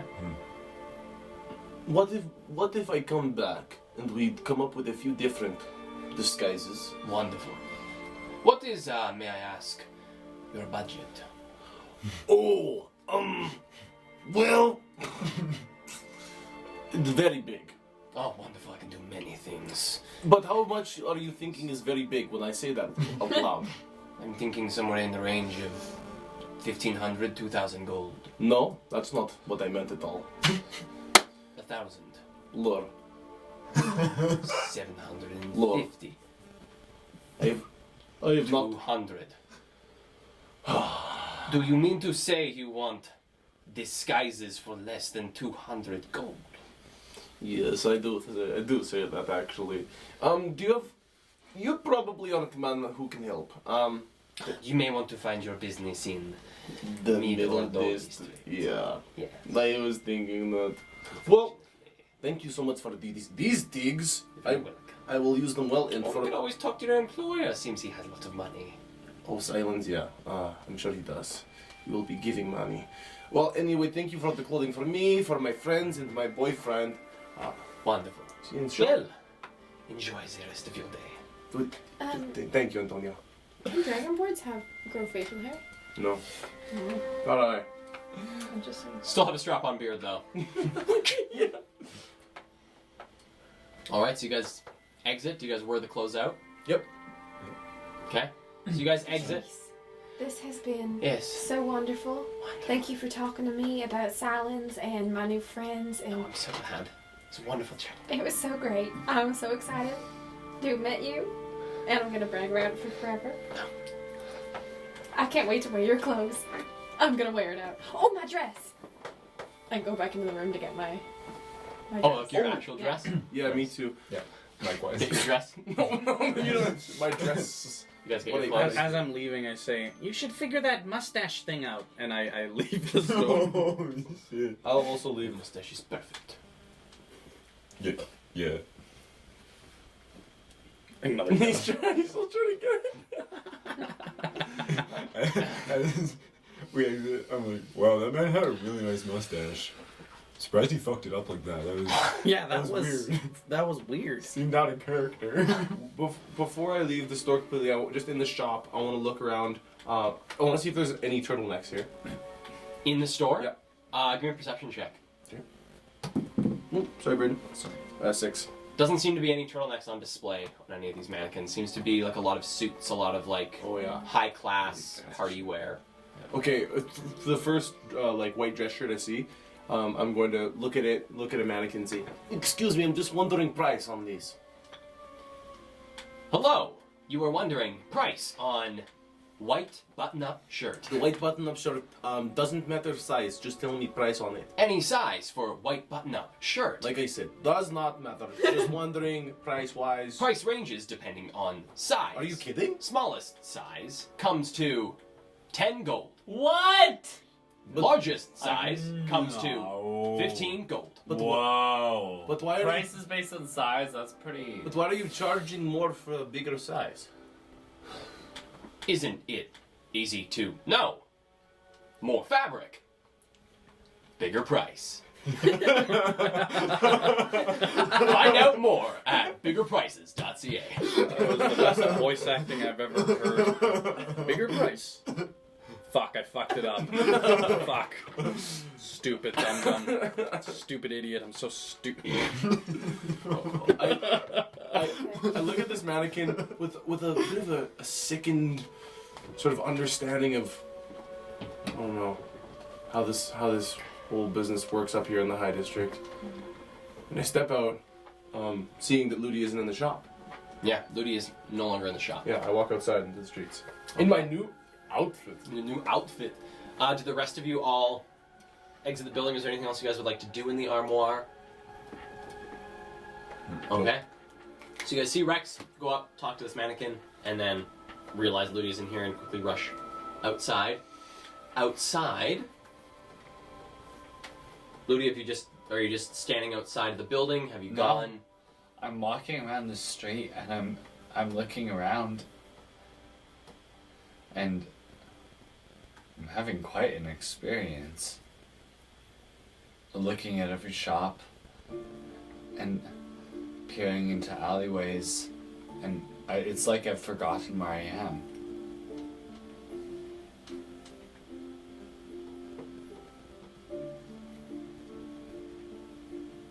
Do we see you? You might. You're not super far I'm away. not trying to hide myself at all. I will call out, Leonardo. Give me a performance check. I am An actor. That doesn't affect that yet, or at all. 22. 22. You can hear, you can hear Rex's voice calling out Leonardo. I will sing the O at the end. Leonardo. What's your boyfriend doing? He's Dad? Do I see him? Yeah, you do. Dad?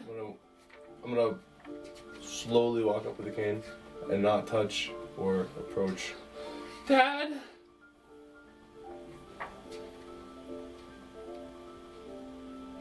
I don't notice anything going on around me. Okay, people seem to be sort of giving you a bit of a berth Dad? as you start calling out.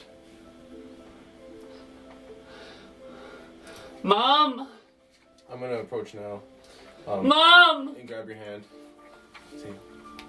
Now whisper, Lodi. Mom? Emotions can't get in the way when we're doing work. Mom? I told you this. Leonardo, I think it's time for a cappuccino maybe at the nearby cafe. Hello, it's good to see you. I am very impressed with all the artwork you have been creating. A sculptor, no? You're so emotional about your artwork.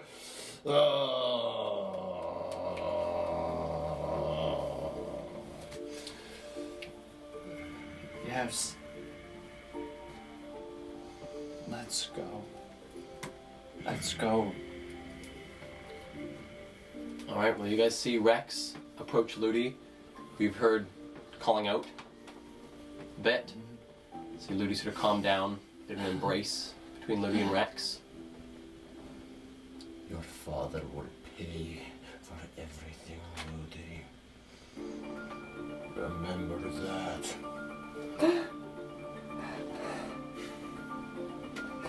I'm not controlling it. This is fate. Let's Especially because he didn't pay me in full for all those munitions that he was. There is no point. Let's go. Hey, everyone. Let's get off of this street, eh? Let's stay in the district. Yes. Yeah. And then I'll walk over to the back and kind of in front of the armoire, and as I do, look around and see people are watching me and Ludi right now. Glancing about, seems that people have sort of ignored you. Okay. For the most part. There's one pair of people sort of glancing over, but as they see you look at them, they quickly go back to what they were talking What do about. they look like? Looks to be two humans. Looks to be two human females talking. Are you going to be okay? Look at your watch. It is gorgeous. What's the time? Glancing down at the time, appears the fitting in total took about half an hour. It's only about 2:30. It's 2:30. Well, time we go get checked in, huh? Yeah. I think so. I'm just gonna say once more, we are truly dressed too fancy for a normal day in the High District. Do you think this suit is too fast? This is what will disguise us. I think we are. We No should one stay. will know who we are when we're dressed like this. Have you ever seen Dragonborn wearing suit before? I sure haven't. If anything, I think that it's necessary. I have Rex, seen Dragonborns are we wearing going to the suits. hotel soon? Yes, we will go soon. You say I'll you change once we get. You Like say a you change have? here. Yeah, of course I have. Here? Yeah, Rex, here. I want to go to the hotel. We can talk and walk. What's wrong with him? I say nothing. Too fast. I'll walk with Ludi to the hotel. Okay, so the Baron and Bernard is in the Gloaming Commons. It's Okay. more southward. You can actually see the building. It is quite a tall building. It is. Let me double check here. It's a 4-story building. Okay. Quite large. Takes up quite a bit of space, and coming up to the front of the building, you notice, just like the armoire, it also has one of these signs out front. And it is a pretty gaudy sign of 2 crossed hands, one holding a pint of beer, the other one holding a wine glass. I love that stands this in front of the hotel. building. Me too. Let's go inside and have ourselves a drink. Maybe we see our good friend there, huh? Yeah. Kale, did we know when we were supposed to meet? What was his name? That guy. Balthazar Finch. Balthazar. Yeah. Sorry. You were told that he is just a patron of Right. the establishment. That it's not like you were to meet him at any time. He's Right. just a patron of the Baron and Bernard. Okay. Yeah. Maybe everyone takes a nap first. I'd like that. Okay. I'm gonna walk into the doors Okay. and go up to a counter or a concierge or whatever. Well, coming into the building, it immediately opens up as you come into the front door into this massive room. Looks to take up almost the entirety of the first floor. At the center of the room is a large oval-shaped bar. And looking up, you can see there looks to be a balcony on the second floor that looks down into the bar. And from where you can see, it just extends upwards. You can see what might be a 3rd floor. Looks like this likely extends all the way up to the 4th floor. So you can always look down and be able to see the bar and what's going on. On the 1st floor, which is where you guys are entering, there are some long communal tables and benches set up throughout most of the area, while some cushioned booths run the lengths of the northern, eastern, and southern walls. The northern wall, which is the wall that faces out into the street, is mostly taken up with a long, hazy window. Along the western wall, which is the wall as you guys enter the building, is the wall to your right-hand side, dead ahead of you, is a wooden staircase that leads up to the 2nd floor. Looking around, it is quite a busy place. Ballpark guess as you come in is there's probably between 20 and 30 people all around this building, drinking at the bar, sitting in booths, eating a bit of food, all seem to be quite enjoying themselves. Some people a little bit too inebriated, others just beginning to inebriate themselves. What would you guys like to do? There's no desk or anything? No desk, just the bar. Oh, well, I guess I'll walk up to the bar. I'll follow. Okay. I'm hanging on to Rex. Coming up to the bar, you come up to a gentleman who is currently serving a number of patrons in front of him. Do I recognize him? Give me a history check. 11 plus 3, 14. 14, you do recognize this individual. This is J.M. Bernard. Bernard! One of the Hi. 2 owners and founders of the Baron and Bernard. Bernard. Hi. Bernard is a quite stocky gentleman with a bit of a patchy ginger beard, short brown hair that is a little bit patchy in places. Looks like Bernard is beginning to reach just the other end of middle age. He is very, very well dressed. His dark suit only showing small spots where he's received bits of splashes from the various liquor that he serves. Bits in places around his wrists. Looks like there's some burning on the suit itself, just from a long time of working at this place. But he greets you with a large grin. Welcome to the Baron and Bernard. I'm not sure that I recognize you there, son. What's your name? Ludi. Ludi. Well, it's very nice to meet you there, Ludi. I apologize if we've met before. See so many faces. Sometimes you just forget them. Well, are you folks here for drinks? Are you here? Do you have a reservation? Do you have rooms set up? Can I get you set up with some rooms? We actually have some rooms set up for us, I believe. Wonderful, wonderful. Do you know what name they'd be under? Or how many patrons you'd have in total? Yeah, there will be 5 of us. 5 of you, yeah. And the name they'd be under? Now, honey, I'm not entirely sure my employer set up this for us. All right. So it could be under my name. Bernard. Yeah. J.M. Bernard, that's me. What's with all the questions? I think your friend needs a drink here. So you were saying your employer. Actually, we're just a little overtired here. My employer, so it could be under my name, or it could be under his, and I'm not entirely sure which. All right. Well, let me just double check here, and just very quickly change the ambiance to be something a little more exciting. Well, what name would be under? What is your name there, miss? Try Isla. Isla. Let me see here. And slides out from underneath the bar a large book and sort of pops it onto the bar. And there's a bit of flipping. Pulls out a small pair of spectacles onto his nose. Flips through. Will be the last name. Rex. Isilden? Yeah. Let's just double check. All right, Rex. for the 18th of Seeds. That's the date today, right? It's the 18th. I'm not missing a date. Oh, Rex. Awesome. Flipping through. Give us the fucking key right now. Rex. Rex. What the Please. fuck, man? It doesn't look like we have an Isla. well then try. Do you have silence? Silence. Hurry up. Let's see here. Yeah, we do have a silence for 5 people. I need the key right now, please. Let's see here. And pulls out a key. I take it, I grab it, and I run up to the room as fast as I can. Okay. I Assuming I know.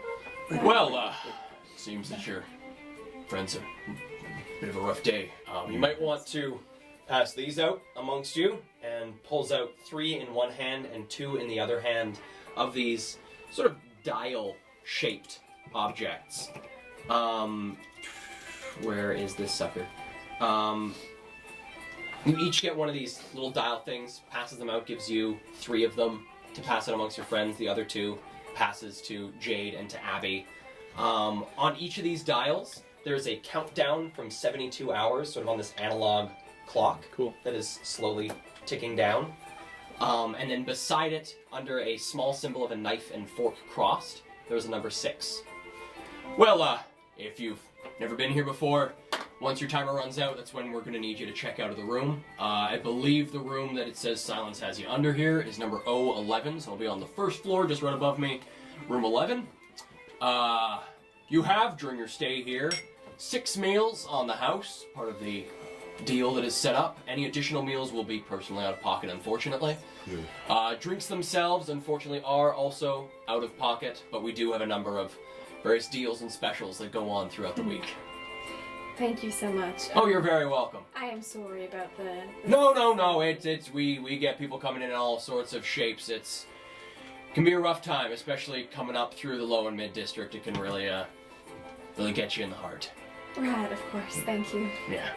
Well, enjoy your stay at the Baron and Bernard, and please don't be a stranger. If you need food, if you need drink, please just come back right down here. Thank you, Bernard. Wonderful. Shall we? Yeah, we shall. As we start to walk up the stairs, I'm assuming it's up. I'm just gonna message in your heads and go. Well, that was. Should we give them some time? No, we should. I don't know. What the fuck is this? Yeah. Those 2 are gonna ruin this What whole are we fucking gonna thing. do if that fucking happens in the middle of a party? I don't know. I had a feeling about those 2 right when I met them that they were gonna fuck everything up. I think they're lying. Lying? Lying? About? Why would this be the time? What do you mean lying? Oh. What? What? No. No. Not like that. He meant like, why would this be the time that they're like lying about? What do you mean lying? Yeah. I just think that they're lying to us. About what? I think so too. I don't A know. bunch of stuff. They're hiding stuff, and it's obviously getting in the way of this. I'm Yeah. just a little worried, that's Alright. all. Yeah. Should we give them time? Do you think we could have a drink or Yeah. find some... I wouldn't mind getting a little trim, getting a little Oh, cleaned up, so I can head out, Okay. entertain myself, come back in an hour.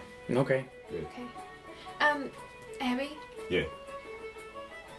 Well, Oh, I'm gonna change first. That's a good point. I do think we look too fancy to be... Yeah. I'll go change as well. Yeah. Are we just sharing one room? He only gave I me one guess key. so. Yeah. Fuck. Well, if you wanted to change in the bathroom, I could wait outside the room to put the clothes in there whenever they seem ready. That seems like a good plan. Okay. Yeah. Okay. Yep. So we go up to the room. Okay, so going up to the room, coming up onto the second floor, the rooms are sort of set up in a dial, with on the far side is room 001, and sort of coming back around, all the way around comes to room 00 or 015. So it seems to be 15 rooms per floor. Each sort of quarter of this circle having 5 rooms, and the fourth quarter being taken up by the next staircase heading up to the next floor. Your guys' room 011, is in the third quarter of the circle, sort of going clockwise or counterclockwise around. Almost near the back side of the stairs, pretty tucked away, pretty secluded room. Coming up to it, did you guys lock the door behind you? Absolutely. Okay, so coming up to it and trying the door is locked. Yup. We'll have to deal with that at some point. Well, maybe you just put your coat on over what you're wearing. Why don't we just knock on the door? I feel like if I take the jacket off, if I take like this off, I unlock and open the door. it'll be fine. Okay, so you hear as you guys are trying the door, discussing this in front, the door and swings open into the room. Rex standing there. I just move past him. I brush by his leg. And I start to just take my clothes off. Okay, coming into this room, and for those of you who have already been in the room itself is quite large. It sports its own ensuite bathroom, quite a large bathroom with a bath, a shower, toilet, sink. Also looks to be little bits of soaps and things placed around in the bathroom itself. And then there is a large living space just beyond, quite well lit by a number of incandescent lamps around the room, and it is populated by 5 individual beds. Oh, just like in the middle? Just sort of like along the periphery of the room. So And there's sort of it's this like living circular, space. so- It's a circular room. Well, this hotel is like a clock, isn't it? Mm-hmm. It's a big clock. Beautiful. That's scale. so cool. Did you guys pick a bed? No? Well, I'm not gonna pick yet. I'll let you guys wait a week. I think Abby's gonna go get a haircut. At this point, I've gotten behind my bed and I'm naked. You can't see me. I'm just changing completely. We were just coming here to change, so that we can walk around You can without just see the looking. top of Jade's head as he's Too behind this fancy. bed. But we're gonna leave Underwear. again and give you guys some privacy. Okay, I go into the ensuite, like the bathroom, Okay. and Does she have to pass me change. to get to the bathroom? She doesn't. No, you're in. And change out of my fancy clothes and into my little like plain gown, evening gown. Okay. Okay. And then I come back out, and say, I know, like Rex has a nice coat that'll let him pass around for normal clothes in the High District, and Ludi doesn't have anything, but you're pretty small, and so I thought if you wanted, there's a chance you could pass as a woman, so you can wear my skirt with a shirt, and then that'll look nice enough for the High District. You can try my red skirt if you want. And I don't want to pressure you, and I know you're sad right now, so I'm not going to push anything, so I'm just going to leave it here on the bed. You can wear it if you like. But I wouldn't wear my black top with it, because it's a little flattery. Okay. I leave my clothes on the farthest bed, claiming it, Okay. and then leave as well.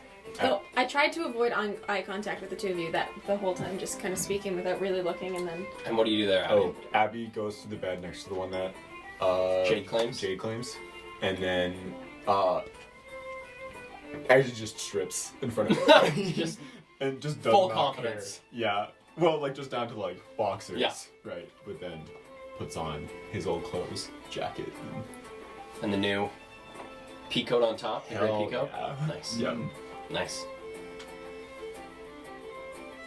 All right. Is there anything? Where is Ludi in this room? I'm just with Rex. Okay. We were both in the doorway then. Both in the doorway. I've just stood there, and I'm not looking at anybody either. Okay. I look at Ludi for a moment, but yeah, I'm just waiting. I've Silently. left the room. I've left as well. Left the room. Left the room. Love the room. Abby leaves the room. I then do like a hand on the door, and kind of as Abby's leaving, and then just close it. All right. Would you guys like to role play what you're doing in the room? Would you like this to be hidden? It's the role play game. It's for sure hidden. It could be hidden. Okay. Do you want us to leave? I might get you guys to leave the table.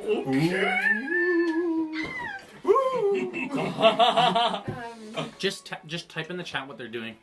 Shut up! Actually, yeah, we're just gonna be streaming upstairs, so. Well, you guys can just like hang around. Hello, Dungeons and Drama Majors 2 In the official. other room. Mhm. Someone just Yeah. give a I just close the door just in case. sure.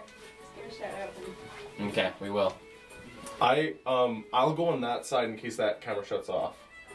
Okay. yeah, Okay, that's yeah. actually a good idea. But yeah, so I lock the door. Pardon me. Coming through. Oh, Sheldon spot.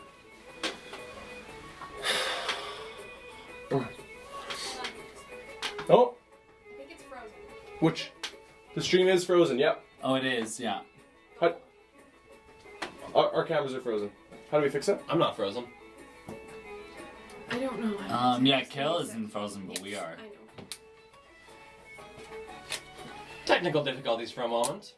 I will try and entertain you. Little dance. go on to. You're a great dancer, Cal. Thank you. Get good marks in my dance class. That's hilarious, though. I get all that these. When we have the party leave to have a solo conversation, when our wonderful techie Emily leaves the table, Shit. that everything goes to shit. Yeah. Oh yeah. Yep. Can you leave the table, or should we I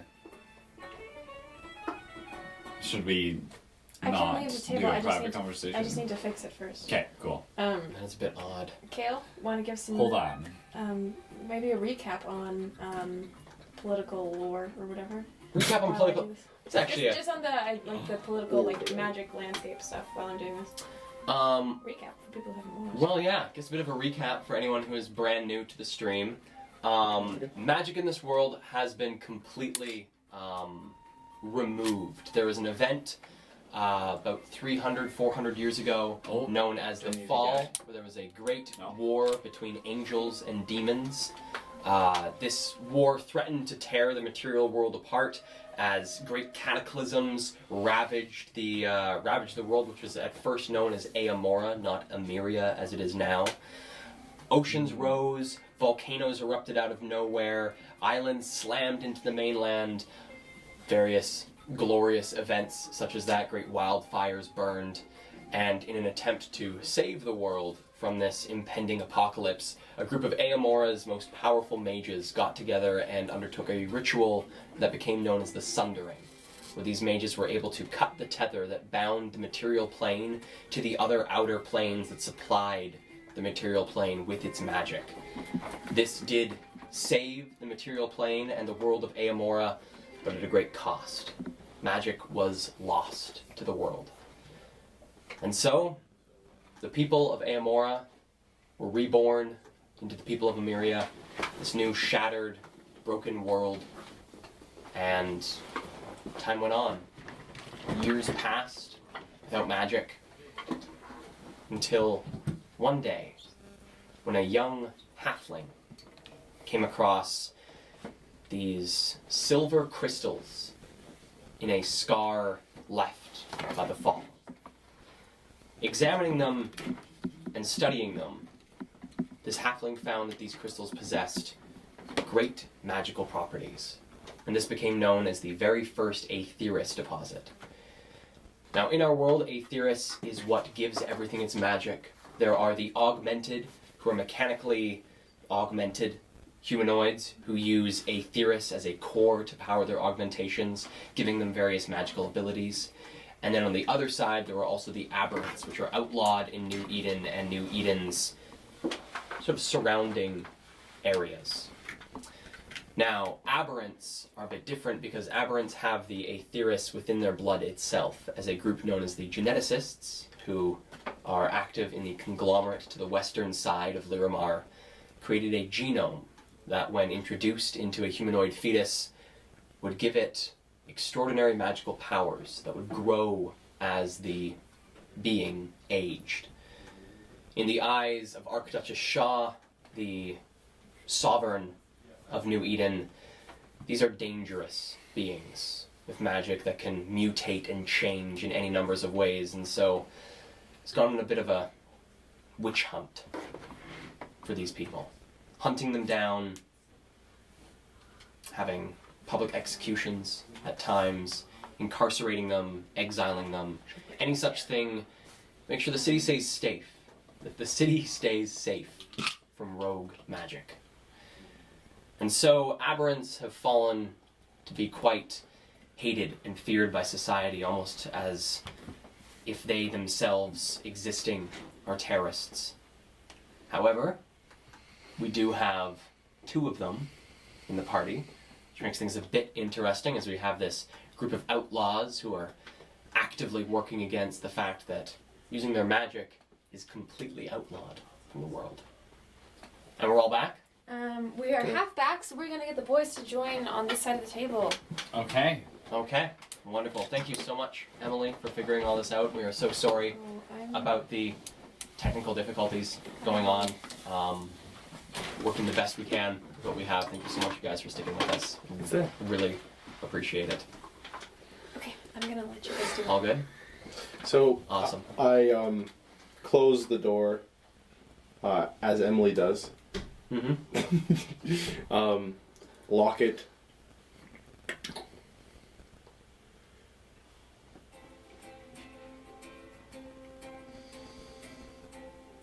I need to tell you something, Ludi. I have murderous tendencies. I snapped and I killed my first. He was innocent, but did something that urged me to do what I did, and I must admit, I wanted to kill you downstairs.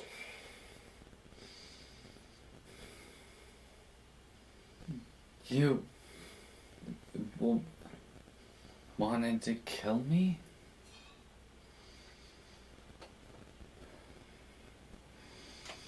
We've come so far, Ludi. And for some reason you're choosing now to snap? I'm not choosing. I'm not choosing at all. It's so confusing to be here again and to see all these familiar buildings and all these familiar people. Rex, I don't know what's happening to me. I think I understand what's happening. Rex, I'm scared. I don't feel like I can cope with it. Rex, I'm trying. I'm really trying. I'm really, really trying. But I miss Master Iroh. And I don't miss my dad, but I miss my mom. And I miss living here. I miss my family more than words can describe. What I would give to be able to just hold my sister again, wherever she is. What I hear my grandpa go on and on, those old stories from long past. But times change, Ludi. You are changed, Ludi. You are not who you were, Ludi. And we have a very serious and paramountly important task ahead of us, and that is to kill your fucking father. And if you let a slip like this happen again, that impulse is gonna rise up in you.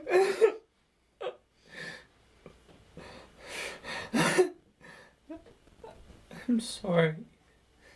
I'm sorry, Rex. Lottie, I'm sorry. I don't know what I've gotten you into.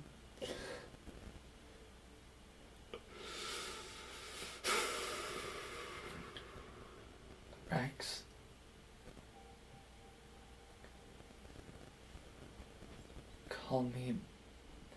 Call me by my name.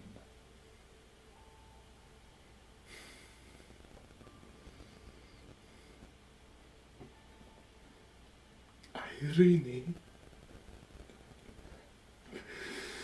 I remember that night so well when I first saw you. You're still as beautiful. Your beauty is in you always, and I see it every day. Every day, Irene. But we must swallow our emotions, okay? I don't know what happened. I don't know what happened. Like I said, I don't know what happened. I saw either. the neighborhood and I saw the shop and I saw everything and it was so familiar. Tell me how it was familiar. I've been to all of these places before. Tell me a story. Let it out. One time, before I turned 16, we have parties here in the High District. When you turn 16, it's like a presentation to society. You wear nice clothes, and you spend time with all of your friends, and your mom and your dad are there, and you dance. And I had that. I had that, Rex. And this armoire, it's where I had my fitting for that. And it hit me all of a sudden. I just was so aware of how much I've left behind. Was it Antonio? No, not at all. I love you. No, I mean, do you think Antonio would have recognized you? No, they're all robots. They don't. Antonio is not a robot.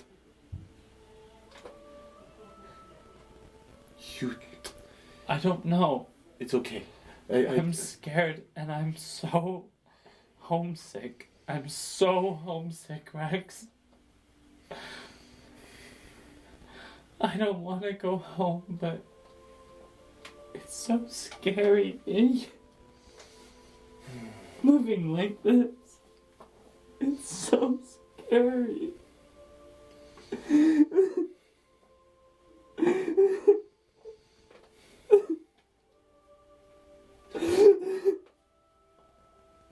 I find satisfaction.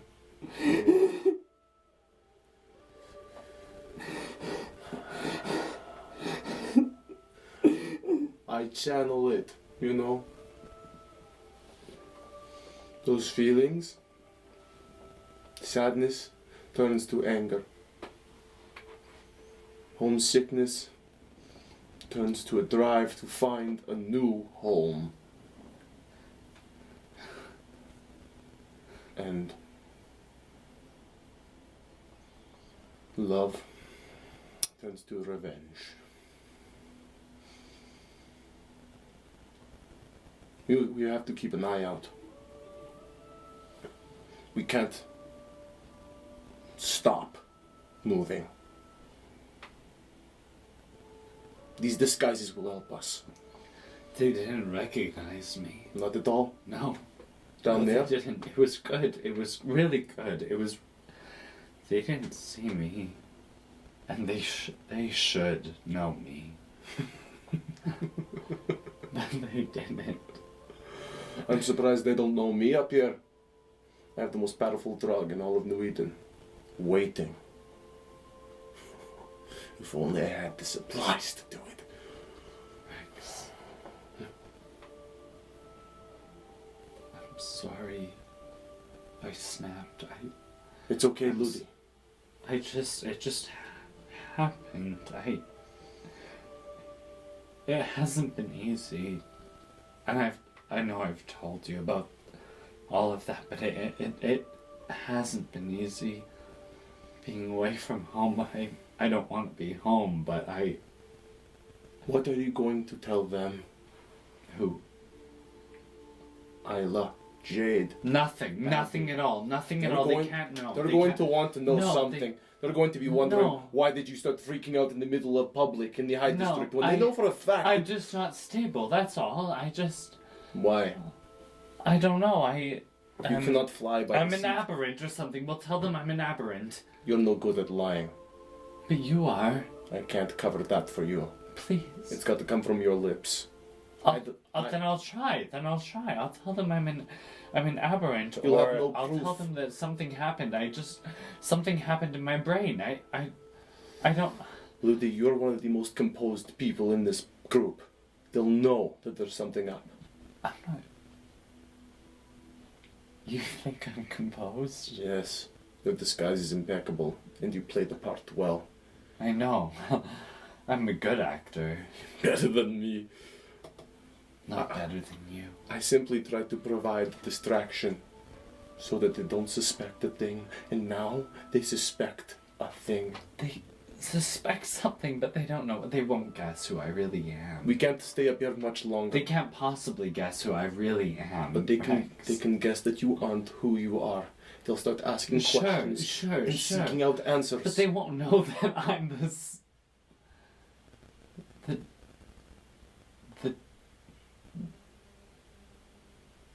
They have ears everywhere. Let's Get a drink. let's go. Yes, let's get a drink. Let's go back with them As Leonardo and Vladimir. as Ludi, Ludi, pretending You pretending to be Ludi, pretending to be Leonardo as whoever I am. Let's go back to them. find pride in what you're able to do. Okay? Rex, thank you for keeping me safe. Thank you for filling me with hope. Thank you for loving me. Thank you for such good sex. And then I think we'll have sex.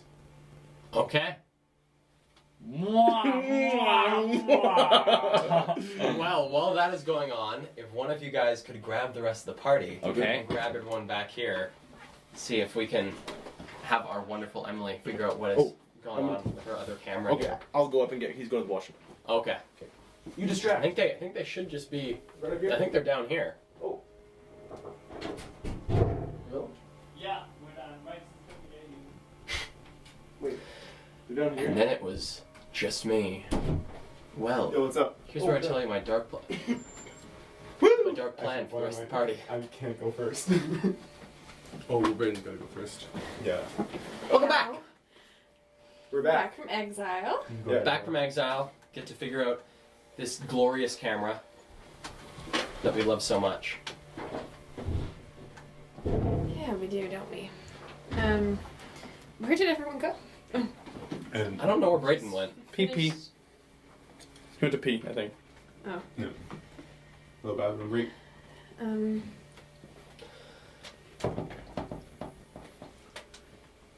Were they sitting over here? My seat's warm. They were sitting over there. Yeah, we're having a bit of difficulty just with the cameras. For some reason, they just suddenly bugged out. Well, that's no good. But once this comes back, we can just start with even just the three of you guys, because you guys have some stuff that is going to be going we're all on. gone too. Yeah, whilst You could just come hang out with us. Sheldon, you can start if you want. I. Or are you with us? We're all together. We're all aren't we? together. Well, yeah.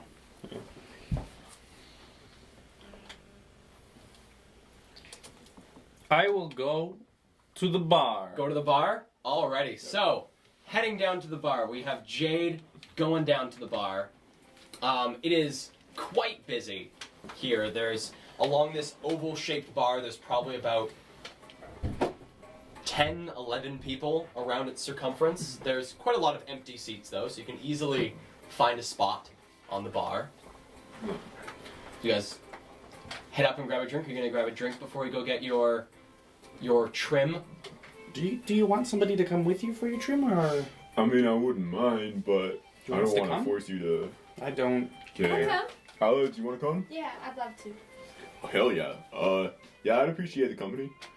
Okay, We could go. we'll just go then. Let's go. Yeah. Okay, so instead of grabbing a drink, you just head straight to the barber. I guess so. Okay. So, coming out into the Gloaming Commons, and peering around, give me a perception check. Okay. To Sorry, look do you for mind if this, I use your... No, this sweet. it won't work for you as well. That's 13. 13. Okay. So, peering around, you are able to spot the barber that Antonio had mentioned. You see a sign amongst the other countless signs that are circling the circumference of this commons. You can see the one sign with a pair of scissors crossed over a comb and the name Snips, and then there's an ampersand right over the crossed comb and scissors. Heck yeah. Snips and Clips. Looks like that's the place. Yeah, sounds like it. I hope he doesn't. I hope he has more than one mustache style, and he walks in. You walk in. Alrighty, so coming into this place, it's a decently small barber shop. There are 4 different chairs lined up, 4 different barber chairs lined up in front of 4 different little stations, each with their own little mirror and a number of various implements for styling hair. Along the right-hand side, there's a little bit of a waiting area where one gentleman seems to be sitting, waiting for another gentleman to finish up with their haircut. You see 2 people, one person tending to the person who's currently getting a haircut, the other person just sort of lounging about, waiting. And as you come in, they wave. Hi! Hey, How you doing? Good, thanks. How are you? Doing pretty good. Are you here for a haircut? Yeah. Wonderful, Yeah, wonderful. thanks. Just for yourself or for the little one too, eh? Wonderful. Would We'll you get for like the 2 of you? I mean, Sure. Alright, which one of you guys would like to go first? I'm available. We have other friend here. He's still working on his buddy there. You didn't ask me if I want to blow. Whoa. Almost missed you there. Would you like a haircut as well? No, thank you. Well, glad I asked. So, which one of you would you like to go first? Go ahead. Yeah. I'll see how it looks, and then I'll decide if I really want one. Alright. So you sit down in the barber's chair there, Abby? Sure, yeah, I do. Alright, wonderful. Well, what can I do for you today? We're doing a cut off the top, or are we doing something with the beard? Yeah, I was wondering, like, could you, like, clean me up a little bit on the hair and then give me a nice style of the beard? What kind of style are you going for with the hair? Just, like, keep it clean. Keep it clean? Yeah. Oh, wonderful. Well, we can do that for you. And for the beard, do you just want it shorter or do you want it styled? Styled. And how would you like it Yeah, styled? could you, like, give me, like, a little bit of a point? A little bit I of a think. point on the beard. Yeah. Alrighty. Let's see what we can do. Thanks. And over the next, about like a 15, 20 minute hairstyle, this gentleman first starts off by, with this small, like, brass object, giving your hair, like, quite a bit of a soak with this sort of mist coming out of this, this contraption. And then combs it out, gives you a bit of a snip, hair falling to the sides, then spins you around and starts working on the beard, shaping it, getting it just right. There's a lot of, like, standing back. Oh yeah, I think we just need to take a bit off there. Comes back in, shaves it a bit, comes back. Oh yeah, that's looking great. Comes back in. and continues. And after this decently long session, he spins you back around to look face forward into the mirror. Find yourself, you have your hair as it used to be, pretty nice, but it's now a lot more slicked back. He's taken the hair in the front, sort of slicked it back with a bit of product. Look a lot smoother, and now this beard that used to be quite an untamed large beard is now this glorious point, with a bit of like a rounded edge onto it. Well, what do you think? Do you want to take some more off, or? Nah, this feels great. Thank you very much. Wonderful. Yeah. Wonderful. Alrighty, so, can you help you up at the counter here? And meanwhile, you can get yourself set up in the chair. All right. Wonderful. And taps on the chair and then heads back to the little bit of a counter at the far back of the shop itself. And with that, should we? All right. Well, coming up to the counter itself. All right. So, a shave and a haircut. Well, that comes to, and does a little bit of a calculation on the machine itself. Comes to 1 gold, 5 eagles, please. Okay, yeah, thank you. Hands him 2. Keep the change. Ah, Yeah. wonderful. Thanks. Thank you for the tip. And cash register opens, pops it in. Alrighty, well, you can take a sit. I'll deal with your friend. Sure. Alrighty, and he comes up behind. There's like this slap of 2 hands on the back of the chair, and 2 hands slap on the back of the chair. All right, well, what can I do for you? Maybe just clean my hair up a little bit, and same thing with the stash. Don't do anything crazy. Alrighty, let's see what we can do. Are we on air? Braden's phone says offline. Yeah, we've got some in the chat saying, "Oh no, I lost the feed." Oh dear. It's telling me we're live. Do you want me to write something in the chat? Like, we'll be right back. No, it's telling me we're live. Oh, okay. Cool. We are live. Hold on now. Yeah, I'm gonna close the app and reopen it. It says we're live with 0 viewers.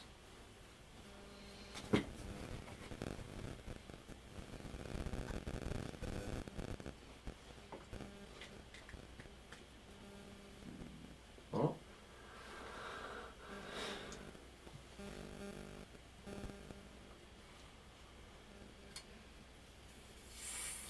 We are at almost 4 hours. Anyway. Mm-hmm. Give me a sec. That's true, we're 7 minutes away from 4 hours. Okay. I can't get it to load on my own phone. Oh. I just saw the buzz. Yeah, just turn the charger back on. Again, guys, we've had some very troubling technical difficulties. Emily has figured everything out. She has been absolutely amazing. We have a computer that is near overheating, so we are going to call the stream at this point, and we will pick up next week at the exact same spot, maybe right at the start of the entrance into the barbershop itself, just to keep things nice and streamlined and without too many breaks in things. Thank you guys again for watching this episode of Dungeons and Drama Majors. We really appreciate the support, and if you guys get a chance, give us a follow on Twitch and YouTube. Just get those followers ranking up so we can do a giveaway for you wonderful followers. We Yes. really, really appreciate you guys. With that, Sheldon, do you have the quotes for tonight? I do. I have some quotes. The first one was a chat quote. Islam belongs in the high district. Oh my god! and that then was a mistake! I have to say that was a mistake. It was a big mistake. I'm getting... Chandra meant to say Isla belongs in the high district. He's getting there. That was the next part of the quote. Thank you, Brayden. It was... I had to make sure because that's a personal quote. I wouldn't just leave it at that. And then it's the next one. I'll get into a Slavic squat. Yeah. That was next. Thank you, Janto. Welcome to the Pin and Needle. how can my daughter help you? And then this is the last one. Isn't it easy to tell? More fabric, bigger price. Those are the quotes. Wonderful. Well, thank you so much, Sheldon, for the quotes of the day. We will see you guys again next week, same time, 7:30 Mountain Time, 6:30 Pacific Standard Time, and then 9:30 Eastern Standard Time. Wow, that's a lot I of believe time. is the spread of times. Enjoy the rest of your night, you guys.